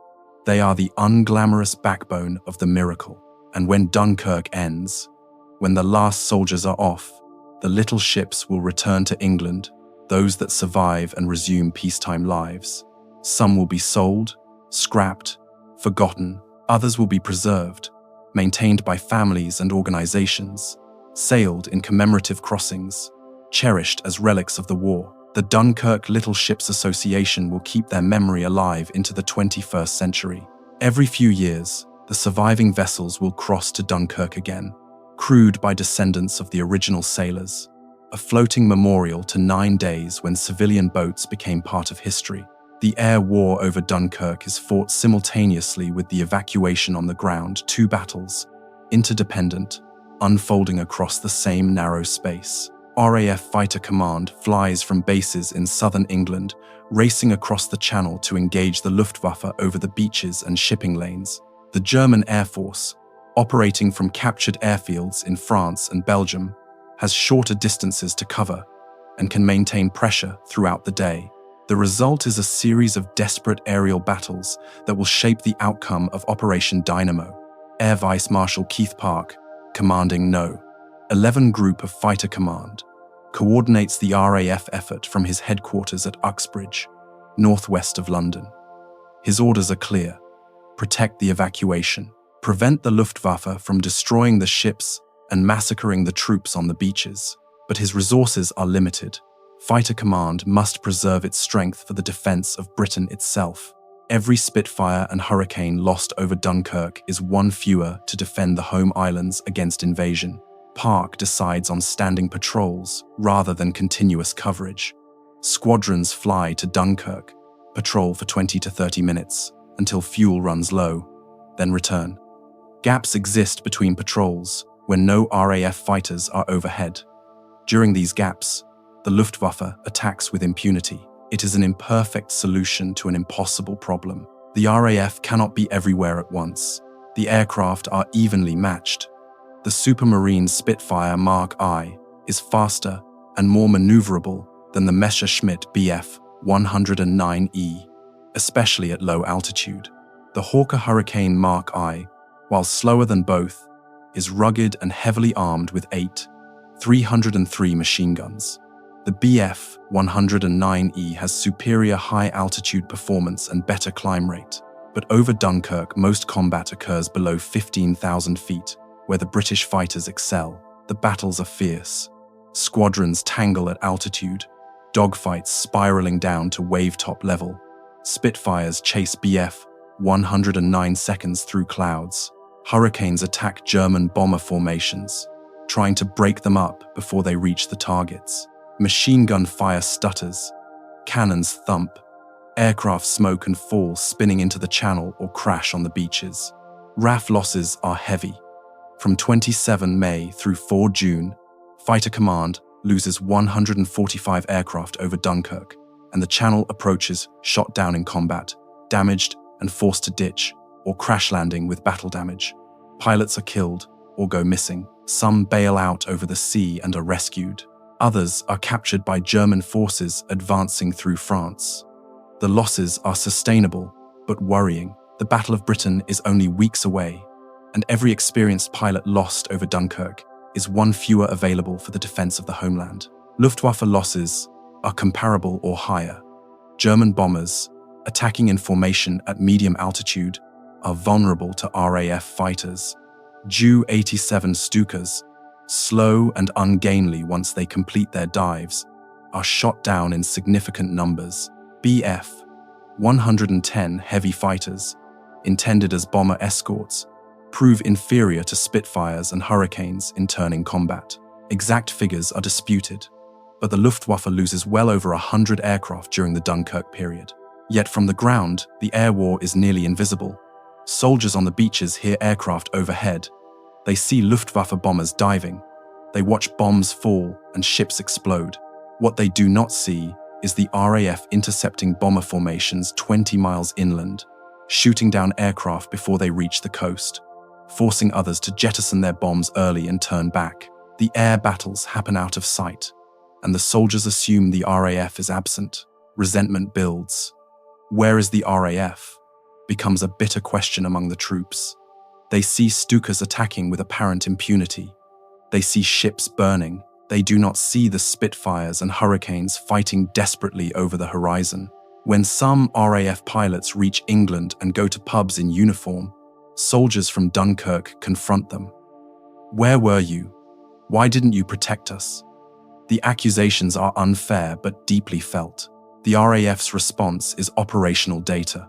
Over 3,500 sorties flown in support of Dynamo. Hundreds of German aircraft engaged and destroyed. Continuous patrols whenever weather permits. But numbers mean little to soldiers who have endured bombing without seeing their defenders. The perception gap is wide and will persist for years. Part of the problem is tactical. RAF fighters patrol inland or at altitude, intercepting bombers before they reach the beaches. This is sound tactics. Stop the threat as far from the target as possible, but it renders the defenders invisible to those they defend. German aircraft that penetrate the fighter screen and reach Dunkirk are the minority, but they are the only ones the soldiers see. The majority, turned back or shot down inland, never register with the troops below. Weather also plays a role. On days when cloud cover is heavy, the Luftwaffe cannot attack effectively. The RAF flies fewer sorties in poor weather, conserving strength. Soldiers on the ground experience these days as quiet, with little bombing. They assume the Germans have given up, not realizing that the same weather grounding the Luftwaffe also limits RAF operations. Then the weather clears, the Luftwaffe returns in force, and the soldiers again see bombs falling without visible RAF opposition. Despite the perception issues, the RAF's contribution is critical. Without fighter protection, the Luftwaffe would have sunk far more ships and killed far more men on the beaches. The evacuation might have become impossible. Goering's promise to finish the job with air power alone was plausible only if the Luftwaffe had complete freedom of action. The RAF denies them that. Every bomber shot down, every formation broken up, every attack prevented saves lives below. The cost to RAF Fighter Command is significant. Pilots fly multiple sorties per day, returning to base only to refuel and rearm before flying again. Exhaustion sets in. Some pilots are killed on their fourth or fifth sortie of the day. Squadrons are rotated, fresh units replacing depleted ones. But the strain is immense. The experience gained over Dunkirk will prove invaluable in the Battle of Britain. But the price is high. And in the operations room at Uxbridge, Air Vice Marshal Park watches the situation boards and makes impossible decisions. How many squadrons to commit? How much strength to preserve for future battles? How to balance the immediate need to protect Dunkirk with the long-term need to defend Britain? There are no easy answers. He does his best. The RAF does its duty. When the evacuation ends, the air war over Dunkirk will be studied and debated. Historians will analyze tactics, equipment, losses. The RAF will claim a defensive victory, having prevented the Luftwaffe from stopping the evacuation. The Luftwaffe will claim they were never given a fair chance, that Hitler's halt order and poor coordination undermined their efforts. Both have partial truth. What is undeniable is that the skies above Dunkirk were contested every day, and the outcome of that contest shaped everything below. While ships load at the harbour and beaches, the perimeter around Dunkirk is held by rearguard battalions, fighting in villages and along canals. These are men who know they will be among the last to evacuate if they evacuate at all. Their job is to buy time, measured in hours, so that thousands of others can escape. They dig in, conserve ammunition, and wait for the German assault. The defensive line runs roughly 10 miles inland from the coast in a semicircle anchoring on the sea at both ends. British forces hold the western and eastern sectors. French units defend the southern approaches, the sectors closest to German lines and therefore most heavily engaged. The terrain favors defense canals, flooded fields, villages with brick buildings, but the defenders are outnumbered and running low on supplies. One such position is the village of Ferns, now Vernay, Belgium, east of Dunkirk on the eastern flank. British battalions dig in among ruined houses, set up machine guns covering approach routes, register artillery on likely assembly areas. German infantry probe the defenses, testing for weakness. Firefights erupt and fade. Mortars drop shells into the village square. Snipers duel across open ground. The fighting is small-scale but intense. A platoon defends a crossroads. A squad holds a bridge. A section mans a machine gun in a church tower. When German pressure becomes too strong, the defenders fall back to the next position, blowing bridges behind them, leaving booby traps, slowing the enemy wherever possible. Every hour gained is another 1,000 men embarked. In the cellars and ruins, soldiers eat cold rations, sleep in snatches, and wait. Ammunition is carefully rationed. Officers instruct their men, single shots at identified targets, no wasting rounds on suppressive fire. Grenades are precious. Artillery support is limited, guns are being evacuated or are low on shells. The rear guard is increasingly on its own. German forces are also tired. They have been advancing for 3 weeks, fighting almost continuously. Infantry divisions have lost thousands of men to combat and exhaustion. Supply lines stretch back across Belgium and northern France. Officers need time to reorganize, to bring up ammunition and reinforcements, to prepare for the final assault. The halt order days earlier bought time for both sides. Now both are feeling the strain. In some sectors, an informal pause develops. German and British soldiers watch each other across canals and fields, but do not attack. Both sides need rest. The Germans can afford to wait, the pocket is sealed. Time favors the attacker. The British need every hour to evacuate more men. So the lines stabilize, and an uneasy quiet descends, broken only by occasional exchanges of fire. But in other sectors, the fighting is desperate. French forces at Lille, south of Dunkirk, and outside the main perimeter, fight a separate battle to tie down German forces. The Lille garrison's several French divisions, surrounded in the industrial city, hold out for days under heavy bombardment. They have no hope of rescue, but their resistance pins German divisions that might otherwise attack Dunkirk. On 31 May, after exhausting their ammunition, the Lille defenders surrender. They have bought time with their lives. British commanders organize the evacuation of the rearguard in stages. Forward units pull back at night, covered by battalions further to the rear. The perimeter contracts in planned increments. The final line, closest to Dunkirk, will be held until the last possible moment. Lord Gort, commanding the BEF, sets the timeline. Rearguards must hold until the night of 2 to 3 June, allowing the bulk of the army to embark. After that, the rearguard itself will withdraw and evacuate if ships remain and time allows. Major General Harold Alexander takes command of the final phase. Gort is ordered back to England on 31 May, his mission complete. Alexander, calm and methodical, oversees the contraction of the perimeter. He tours the positions, speaks with battalion commanders, adjusts the plan as circumstances change. His demeanor is unhurried, as if managing a peacetime exercise rather than a desperate rearguard action. His calmness steadies the men. On the night of 1 to 2 June, the penultimate withdrawal begins. Units pull back from forward positions under cover of darkness. Engineers blow the last bridges.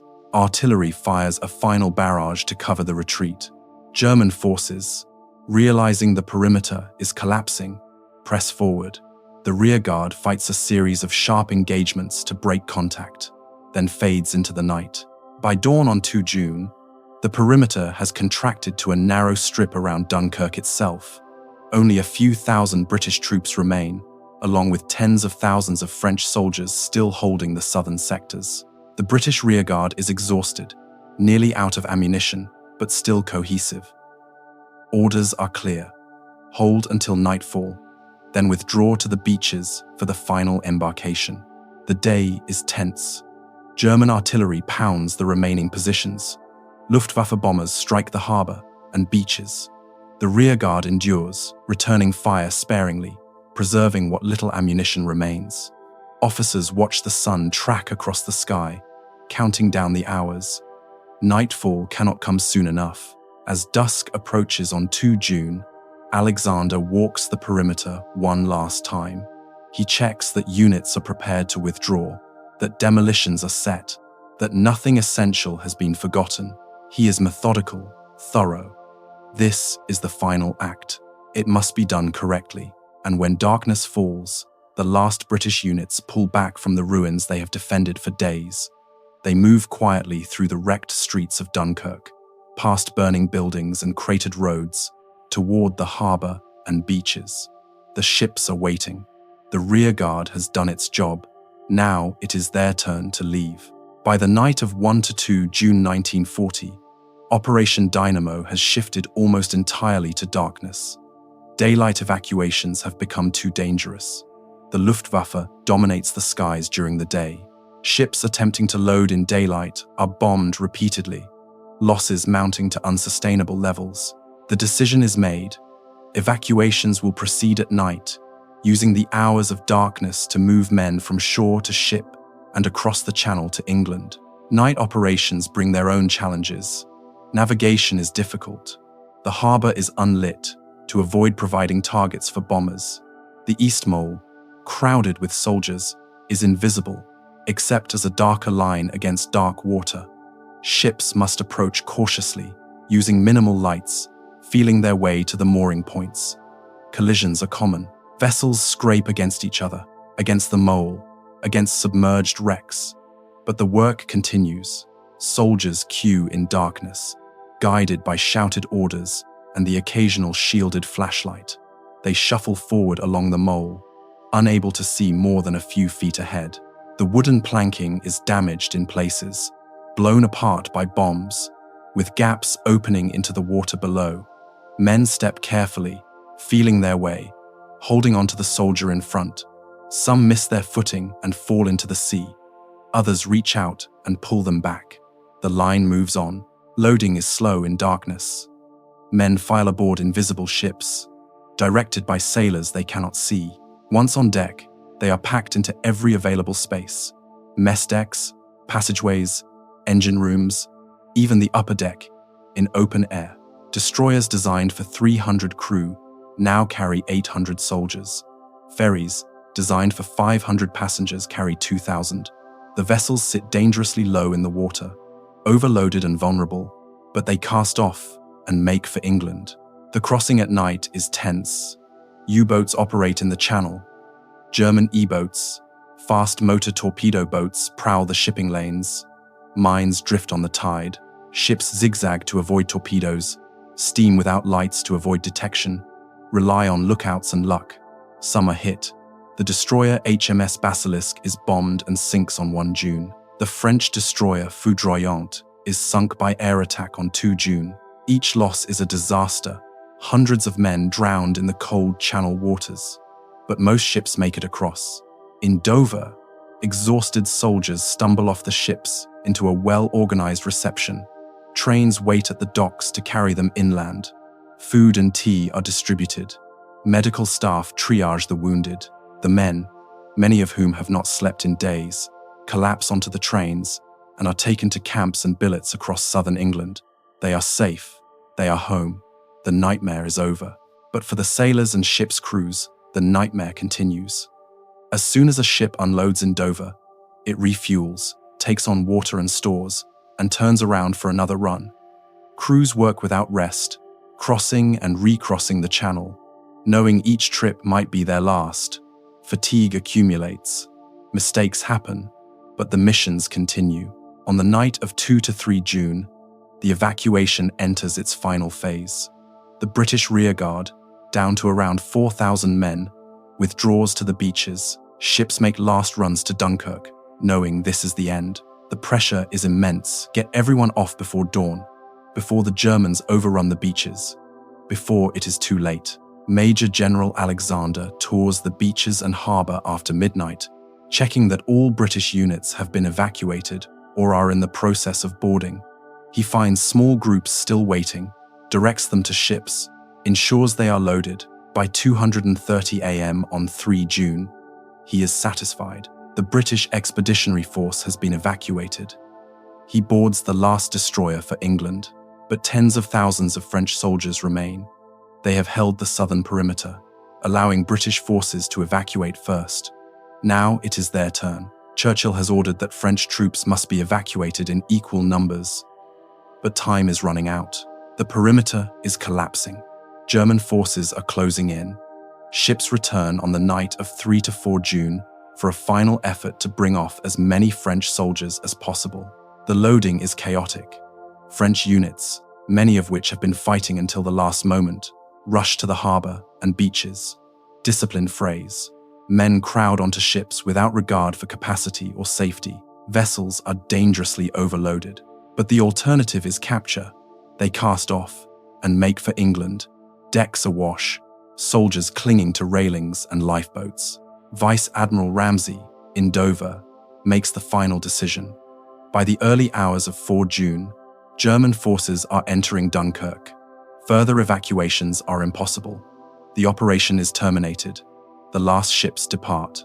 Behind them, on the beaches and in the town, approximately 40,000 French soldiers are left behind, unable to reach the ships in time. They will be captured when the sun rises. The final tally is staggering. Approximately 338,226 Allied soldiers evacuated between 27 May and 4 June 1940. Roughly 198,000 are British.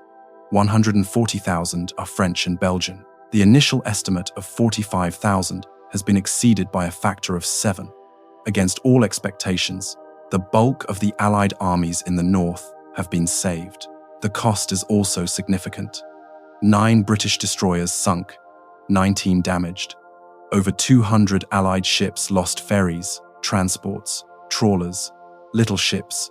RAF losses, total 145 aircraft, and approximately 68,000 British and French soldiers killed, wounded, or captured during the entire French campaign. The BEF has lost nearly all its equipment, 2,400 artillery pieces, 65,000 vehicles, 445 tanks, vast stores of ammunition and supplies. The army is safe, but it is temporarily disarmed. In England, the evacuated soldiers disperse to camps and barracks across the country. They are given leave, rest, food, new equipment. The nation receives them as heroes, though many feel like anything but. They have survived, but they have also been defeated. France is falling. The war is far from over, and the battle for Britain itself is about to begin. But for now, on the morning of 4 June 1940, Operation Dynamo is complete. The evacuation has ended. The beaches are empty, and across the channel in Dover, in the cramped operations room beneath the castle, Vice Admiral Ramsay and his exhausted staff shut down the plotting tables, file the last reports, and allow themselves a moment of quiet relief. Against all odds, they have pulled off a miracle, not a victory, but a deliverance. The British Army has lived to fight another day. The final hours of Operation Dynamo unfold in darkness. On the night of 3 to 4 June 1940, the last British ships approach Dunkirk for one final lift. The harbour is nearly empty of Allied soldiers now. Most of the BEF has been evacuated, but tens of thousands of French troops remain, holding the perimeter, waiting their turn. The scene at the East Mole is desperate.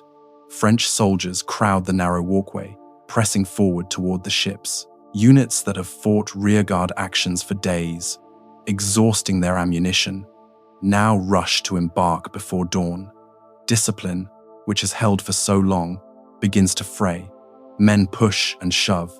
Officers shout orders that are half heard and half obeyed. The urgency is palpable. Get aboard or be captured. Ships tie up and load as fast as humanly possible. Destroyers take on 800, 900, sometimes over 1,000 men, far beyond safe capacity. The gangplanks sag under the weight of soldiers filing aboard.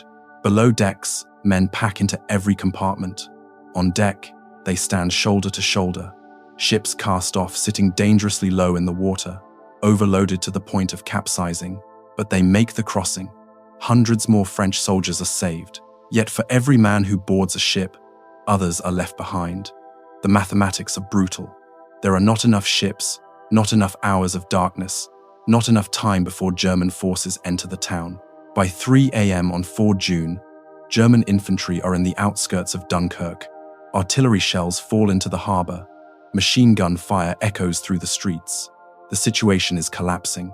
At 3:40 a.m., the last ship, HMS Shikari, a destroyer, casts off from the East Mole and turns for England. Behind her, on the beaches and in the town, approximately 40,000 French soldiers remain. They are formed units, still armed, still organized, but they have no ships to take them off. With dawn, they will be surrounded. Capture is inevitable. As daylight breaks on 4 June 1940, German forces enter Dunkirk in strength. They find a wrecked town, buildings burned, streets cratered, the harbor a graveyard of sunken ships and twisted metal. And they find thousands of French soldiers, exhausted and out of ammunition, waiting in the ruins. The French units surrender in good order, officers negotiating terms with German commanders. The men are disarmed and marched into captivity. The fate of these captured soldiers is harsh. They will spend the next 5 years in German prisoner of war camps. Oflags for officers, stalags for enlisted men scattered across Germany and occupied Poland. Conditions vary from tolerable to brutal. Food is scarce, medical care inadequate, forced labor common. Some will not survive. Others will endure until liberation in 1945. For them, Dunkirk is not the end of the war but the beginning of a long captivity. The empty beaches at dawn present a stark image, where days before tens of thousands of men waited in lines stretching into the surf. Now there is only sand, debris, and wreckage. Abandoned equipment litters the shore. Rifles, helmets, gas masks, vehicles. The tide washes over discarded gear. Gulls circle overhead. The silence is profound after days of gunfire and bombs. In Dover, Vice Admiral Ramsey receives the final reports. Operation Dynamo is complete. The evacuation has ended. The total, 338,226 men brought off. It is a number that will echo through history, far exceeding even the revised estimates. Ramsey, exhausted but satisfied, allows himself a moment of relief. The mission is complete, but the victory, such as it is, comes with a bitter aftertaste. France is still falling. The campaign is still lost. The BEF has been saved, but at the cost of leaving an ally to its fate. The 40,000 French soldiers left behind at Dunkirk will not be forgotten by their countrymen. The evacuation, hailed in Britain as a miracle, is seen in France as proof of British selfishness, saving their own and leaving the French to face capture. The political ramifications are managed carefully. Churchill emphasizes British and French cooperation during the evacuation. He praises French rearguard units that held the line. He orders that French soldiers evacuated to England be treated as honored allies, offered the choice of returning to France to continue the fight, or joining Free French forces forming under General Charles de Gaulle. The gestures matter, but they cannot fully repair the damage. And in German propaganda, Dunkirk is presented as a great victory. Newsreels show captured Allied equipment, long columns of prisoners, the wrecked harbor. The narration speaks of British defeat, of Allied armies destroyed, of the inevitable German triumph. The reality that over 300,000 soldiers escaped to fight another day is downplayed. For now, the Germans celebrate. The true consequences of letting the BEF escape will become clear only later. In Britain, the mood is complex. Relief that so many soldiers have been saved, shame at the defeat in France, uncertainty about what comes next. The newspapers carry the story in banner headlines: Deliverance at Dunkirk, Army saved, Epic of the beaches. But beneath the triumphalism is a hard truth. This was a retreat, not a victory. The war is far from over, and Britain now stands alone. Across northern France and Belgium, The fields and roads tell the story of defeat in material terms. Thousands of vehicles abandoned, destroyed, or captured. Artillery pieces spiked and left behind. Tanks destroyed by their crews to prevent capture. The British Expeditionary Force escaped Dunkirk, but it left nearly all its equipment behind. The numbers are staggering. Approximately 2,400 artillery pieces of all types, field guns, anti-aircraft guns, anti-tank guns abandoned in France. The BEF deployed to France with a complete artillery park. It returns to England with almost none. The guns sit in Belgian fields and French depots, many destroyed by their crews, others captured intact by German forces. Vehicles are equally catastrophic. Nearly 65,000 trucks, cars, motorcycles, carriers, and other wheeled vehicles left behind. Some are destroyed, engines wrecked, fuel tanks punctured, tires slashed. Others are simply abandoned intact, keys in the ignition, fuel in the tanks. German forces will recover thousands of these vehicles, repaint them, and put them into service. British-built trucks will be seen in German convoys for years to come. Tanks are the most visible loss. The BEF sent approximately 445 tanks to France, a mix of light tanks, cruiser tanks, and the heavy Matilda infantry tanks that proved so effective at Arras. Of these, only a handful make it back to England. Most are destroyed or abandoned. Tank crews, ordered to withdraw to Dunkirk, blow up their vehicles rather than let them fall into German hands. Turrets are blown off, engines destroyed, ammunition detonated. Fields around Dunkirk are littered with wrecked armor. The loss extends to small arms and personal equipment. Thousands of rifles, machine guns, mortars, and grenades abandoned. Uniforms, boots, helmets, gas masks scattered along the roads. Supply dumps burned or captured. Ammunition stocks, millions of rounds left in French depots. The BEF returns to England with its soldiers but little else. The immediate consequence is that Britain is temporarily nearly defenseless on the ground. The army has trained manpower, but almost no equipment. If Germany invades in the summer of 1940, British forces will have to fight with whatever can be scraped together: old rifles from First World War stocks, improvised anti-tank weapons, commandeered civilian vehicles. The situation is desperate. Emergency measures are implemented. Factories retool for war production. Tank and artillery production is prioritized. The United States, though still neutral, begins shipping weapons under cash and carry provisions. Old equipment is pulled from storage and refurbished. Home Guard units are formed, armed with shotguns and pikes, training to resist invasion. It will take months to rebuild the army's material strength, but the manpower has been saved. Over 300,000 trained soldiers are back in Britain. They can be re-equipped, retrained, and deployed again. Equipment can be replaced. Trained men cannot, not quickly. In this sense, the evacuation is a strategic success. The British Army survives as an institution, retaining its cadre of experienced officers and NCOs, its unit cohesion, its fighting spirit. The abandoned equipment also tells a story about the speed of the German advance. There was no time for orderly withdrawal, no chance to salvage equipment, no opportunity to establish rear depots and organize transport. The collapse was too rapid. Units retreated as fast as they could move, abandoning anything that slowed them down. Survival, not logistics, was the priority. French civilians find the abandoned equipment in the months after Dunkirk. Some vehicles are scavenged for parts. Rifles are hidden in barns and cellars, kept against the day when resistance might be possible. German occupation authorities confiscate what they find, but much remains hidden. The equipment, left behind in defeat, becomes seeds of future resistance, and in British factories and workshops, the work of replacement begins. Tank production accelerates. The Matilda II, proven effective in France, goes into mass production. New cruiser tank designs are pushed forward. Artillery forges work overtime. Rifle factories run multiple shifts. The British industrial base, now fully mobilized for war, begins the long process of rebuilding the army's strength. By the end of 1940, much of the lost equipment will be replaced. By 1941, Britain will field armored divisions again. By 1944, those divisions will return to France as part of the liberation forces. The equipment lost at Dunkirk was temporary.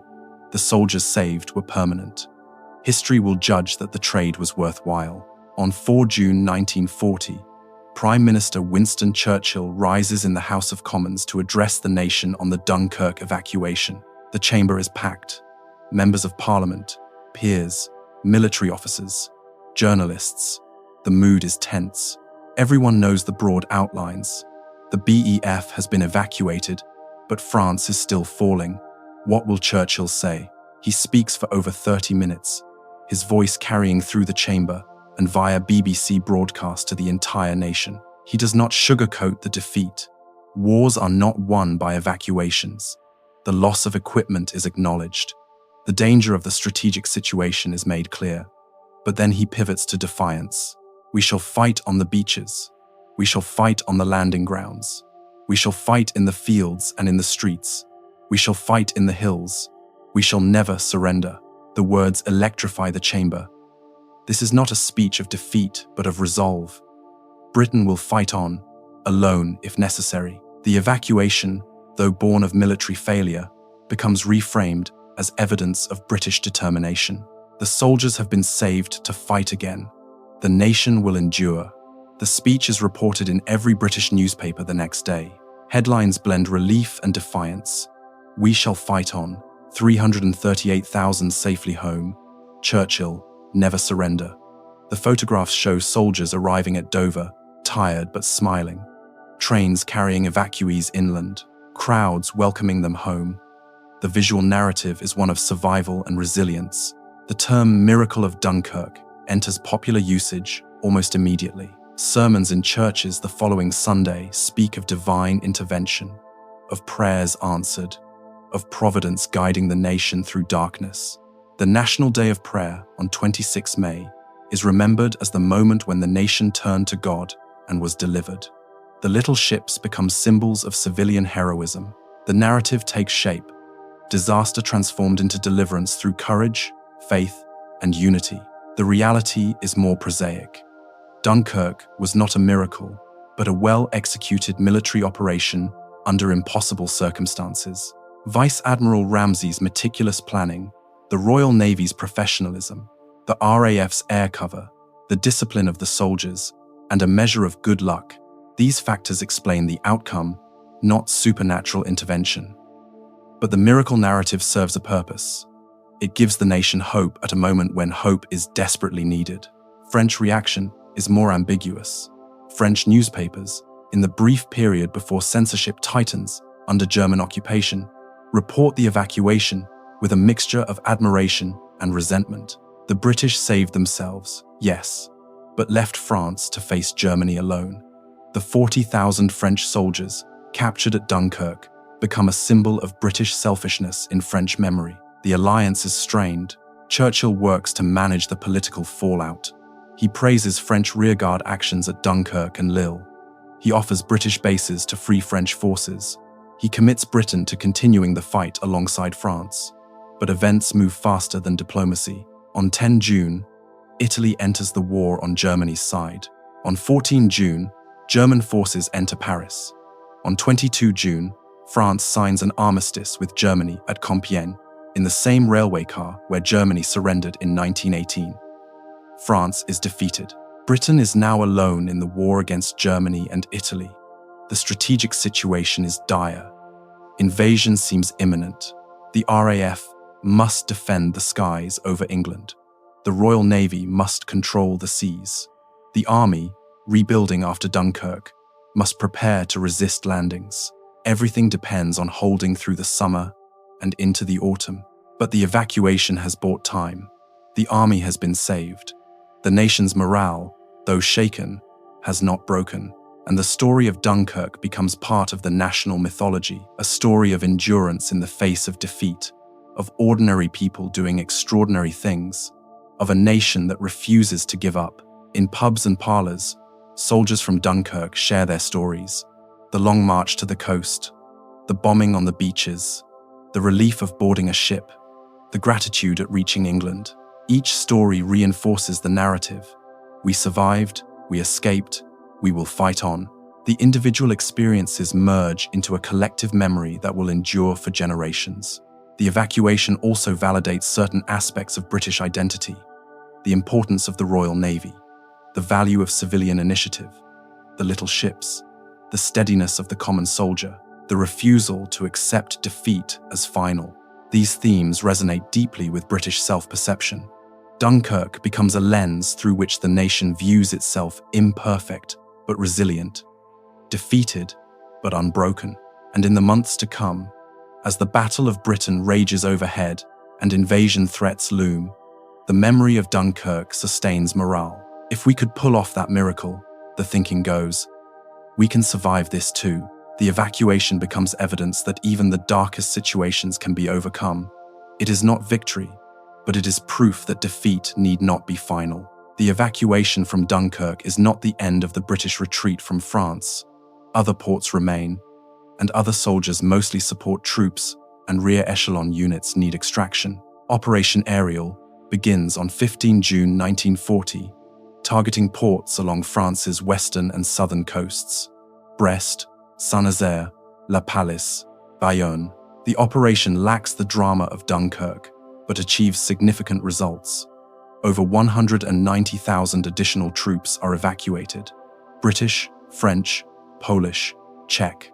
The process is more orderly than Dunkirk, with less immediate German pressure, but the stakes are equally high. France is collapsing. Ports must be cleared before German forces arrive. On 17 June, a tragedy mars the operation. The RMS Lancastria, a Cunard liner converted to troop transport, is bombed by German aircraft off Saint-Nazaire. She is packed with evacuees. Estimates range from 4,000 to 9,000 people aboard, far exceeding her designed capacity. The bombs strike her fuel tanks. She capsizes within 20 minutes. Between 3,000 and 5,800 people die, making it the worst maritime disaster in British history. The government suppresses news of the sinking to avoid damaging morale. The story will not become widely known for years.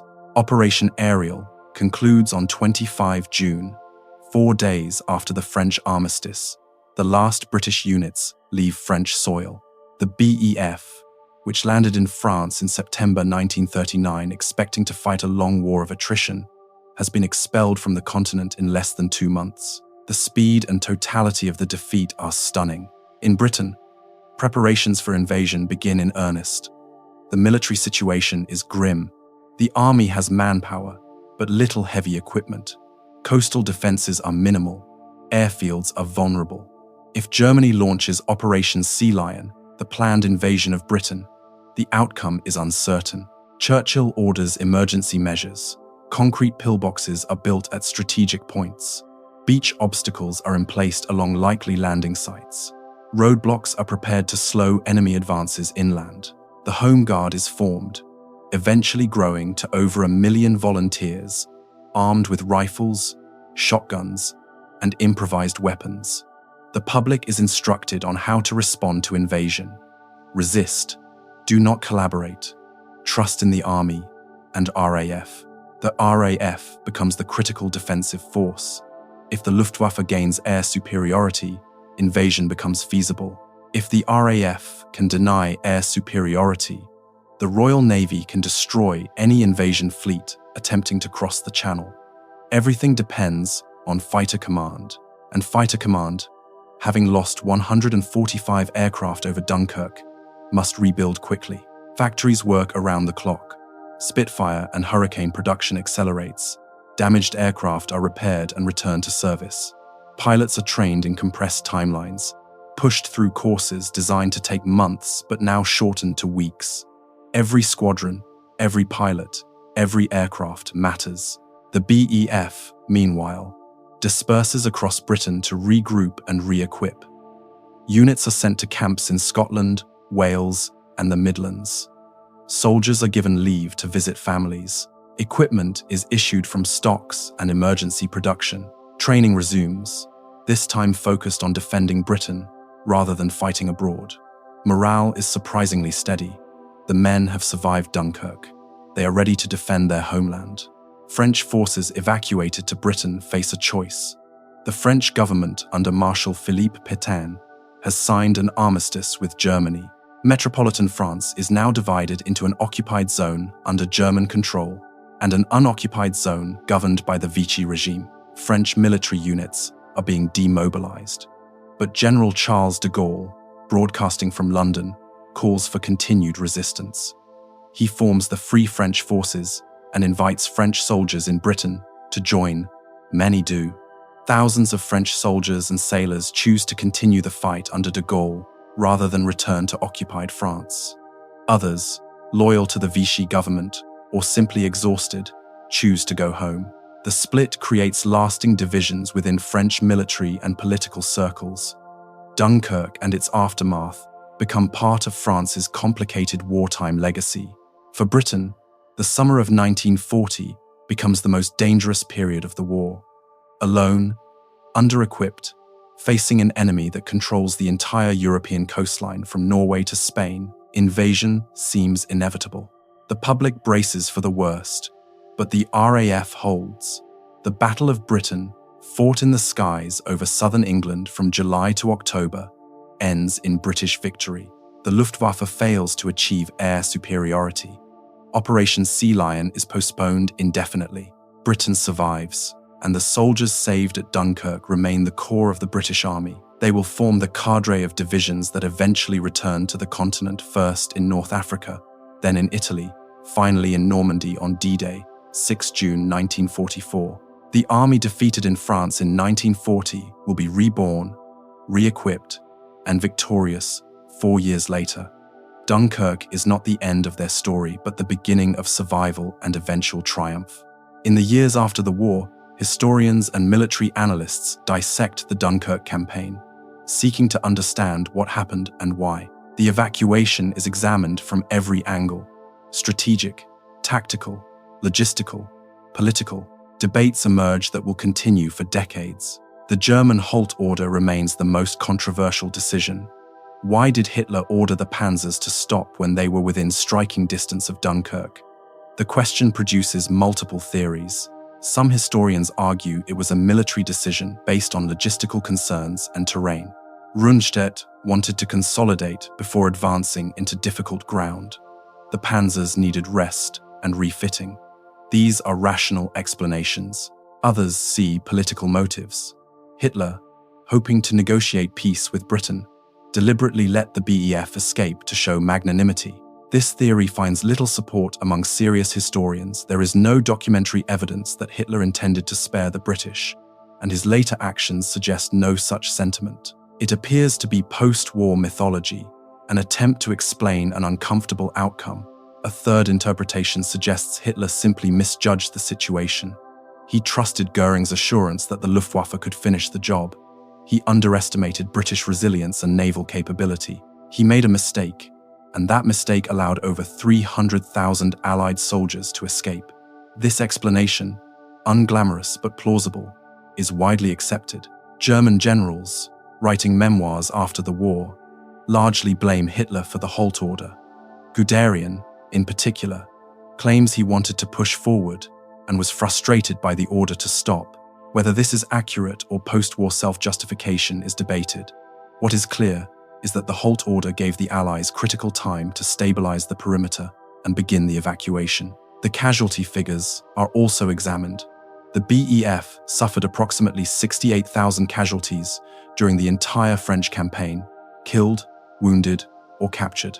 This includes losses from the initial battles in Belgium, the fighting along the Meuse, Arras, and the Dunkirk perimeter. The number is significant, but far less than would have been suffered had the entire BEF been captured or destroyed. Equipment losses, as detailed earlier, were catastrophic: 2,400 guns, 65,000 vehicles, 445 tanks. These figures represent nearly the entire material strength of the BEF. The army was saved. Its equipment was not. Rebuilding took months and strained British industrial capacity. but equipment can be replaced. Trained soldiers cannot, not quickly. The evacuation total, 338,226 men, is verified and becomes the definitive figure. It exceeds even optimistic revised estimates. The initial estimate of 45,000 now seems absurd, a measure of how dire the situation appeared in late May. The final number represents a genuine operational success, a triumph of logistics and coordination under fire. French historians add nuance. They note that the evacuation prioritized British forces initially, leaving French rearguards to hold longer and evacuate later. The 40,000 French soldiers captured at Dunkirk are a point of contention. Were they abandoned or simply unable to reach the ships in time? The question carries emotional weight in France. British historians argue the evacuation was chaotic and that many British soldiers were also left behind. The debate reflects broader tensions about the Anglo-French alliance and its breakdown in 1940. The miracle narrative is also scrutinized. Secular historians point out that the evacuation succeeded due to planning, discipline, and favorable circumstances, weather, the halt order, German logistical issues, divine intervention, while believed by many at the time, is not a historical explanation. The miracle is better understood as the coincidence of multiple favorable factors plus competent execution. Yet the narrative power of Dunkirk endures. It becomes a reference point in British culture, a story of resilience in adversity, of snatching survival from defeat, of ordinary people rising to extraordinary challenges. The phrase Dunkirk spirit enters the language, signifying perseverance against overwhelming odds. Whether this cultural construction accurately reflects the historical reality is secondary to its emotional and political utility. The little ships, in particular, become iconic. Hundreds of civilian vessels participating in a military operation is genuinely remarkable. The later preservation and commemoration of these vessels keeps the memory alive. The Dunkirk Little Ships Association maintains a fleet of restored boats, and every few years they cross to Dunkirk in commemorative flotillas. The 50th, 60th, 70th, 75th, and 80th anniversaries all see crossings, covered by media, attended by veterans and descendants. By the 21st century, most Dunkirk veterans have died. The last survivors pass away in the 2010s and early 2020s. Their stories, recorded in memoirs, interviews, and oral histories, form the primary source material for understanding the experience of Dunkirk. Historians mine these accounts, cross-referencing them with official documents, building a picture of what happened from both archival and personal perspectives. And the debates continue. Conferences are held, books are published, documentaries are made. Dunkirk remains endlessly fascinating because it encapsulates so many themes: military defeat and moral victory, individual courage and systemic failure, the contingency of history, and the role of leadership. The evacuation did not win the war, but it prevented immediate defeat. And in the narrow margin between those two outcomes, Britain found the time to survive and eventually prevail. Thank you for watching the Battle of Dunkirk timeline. For more calm World War II history to relax and fall asleep to, like, share, and subscribe to WW2 to fall asleep.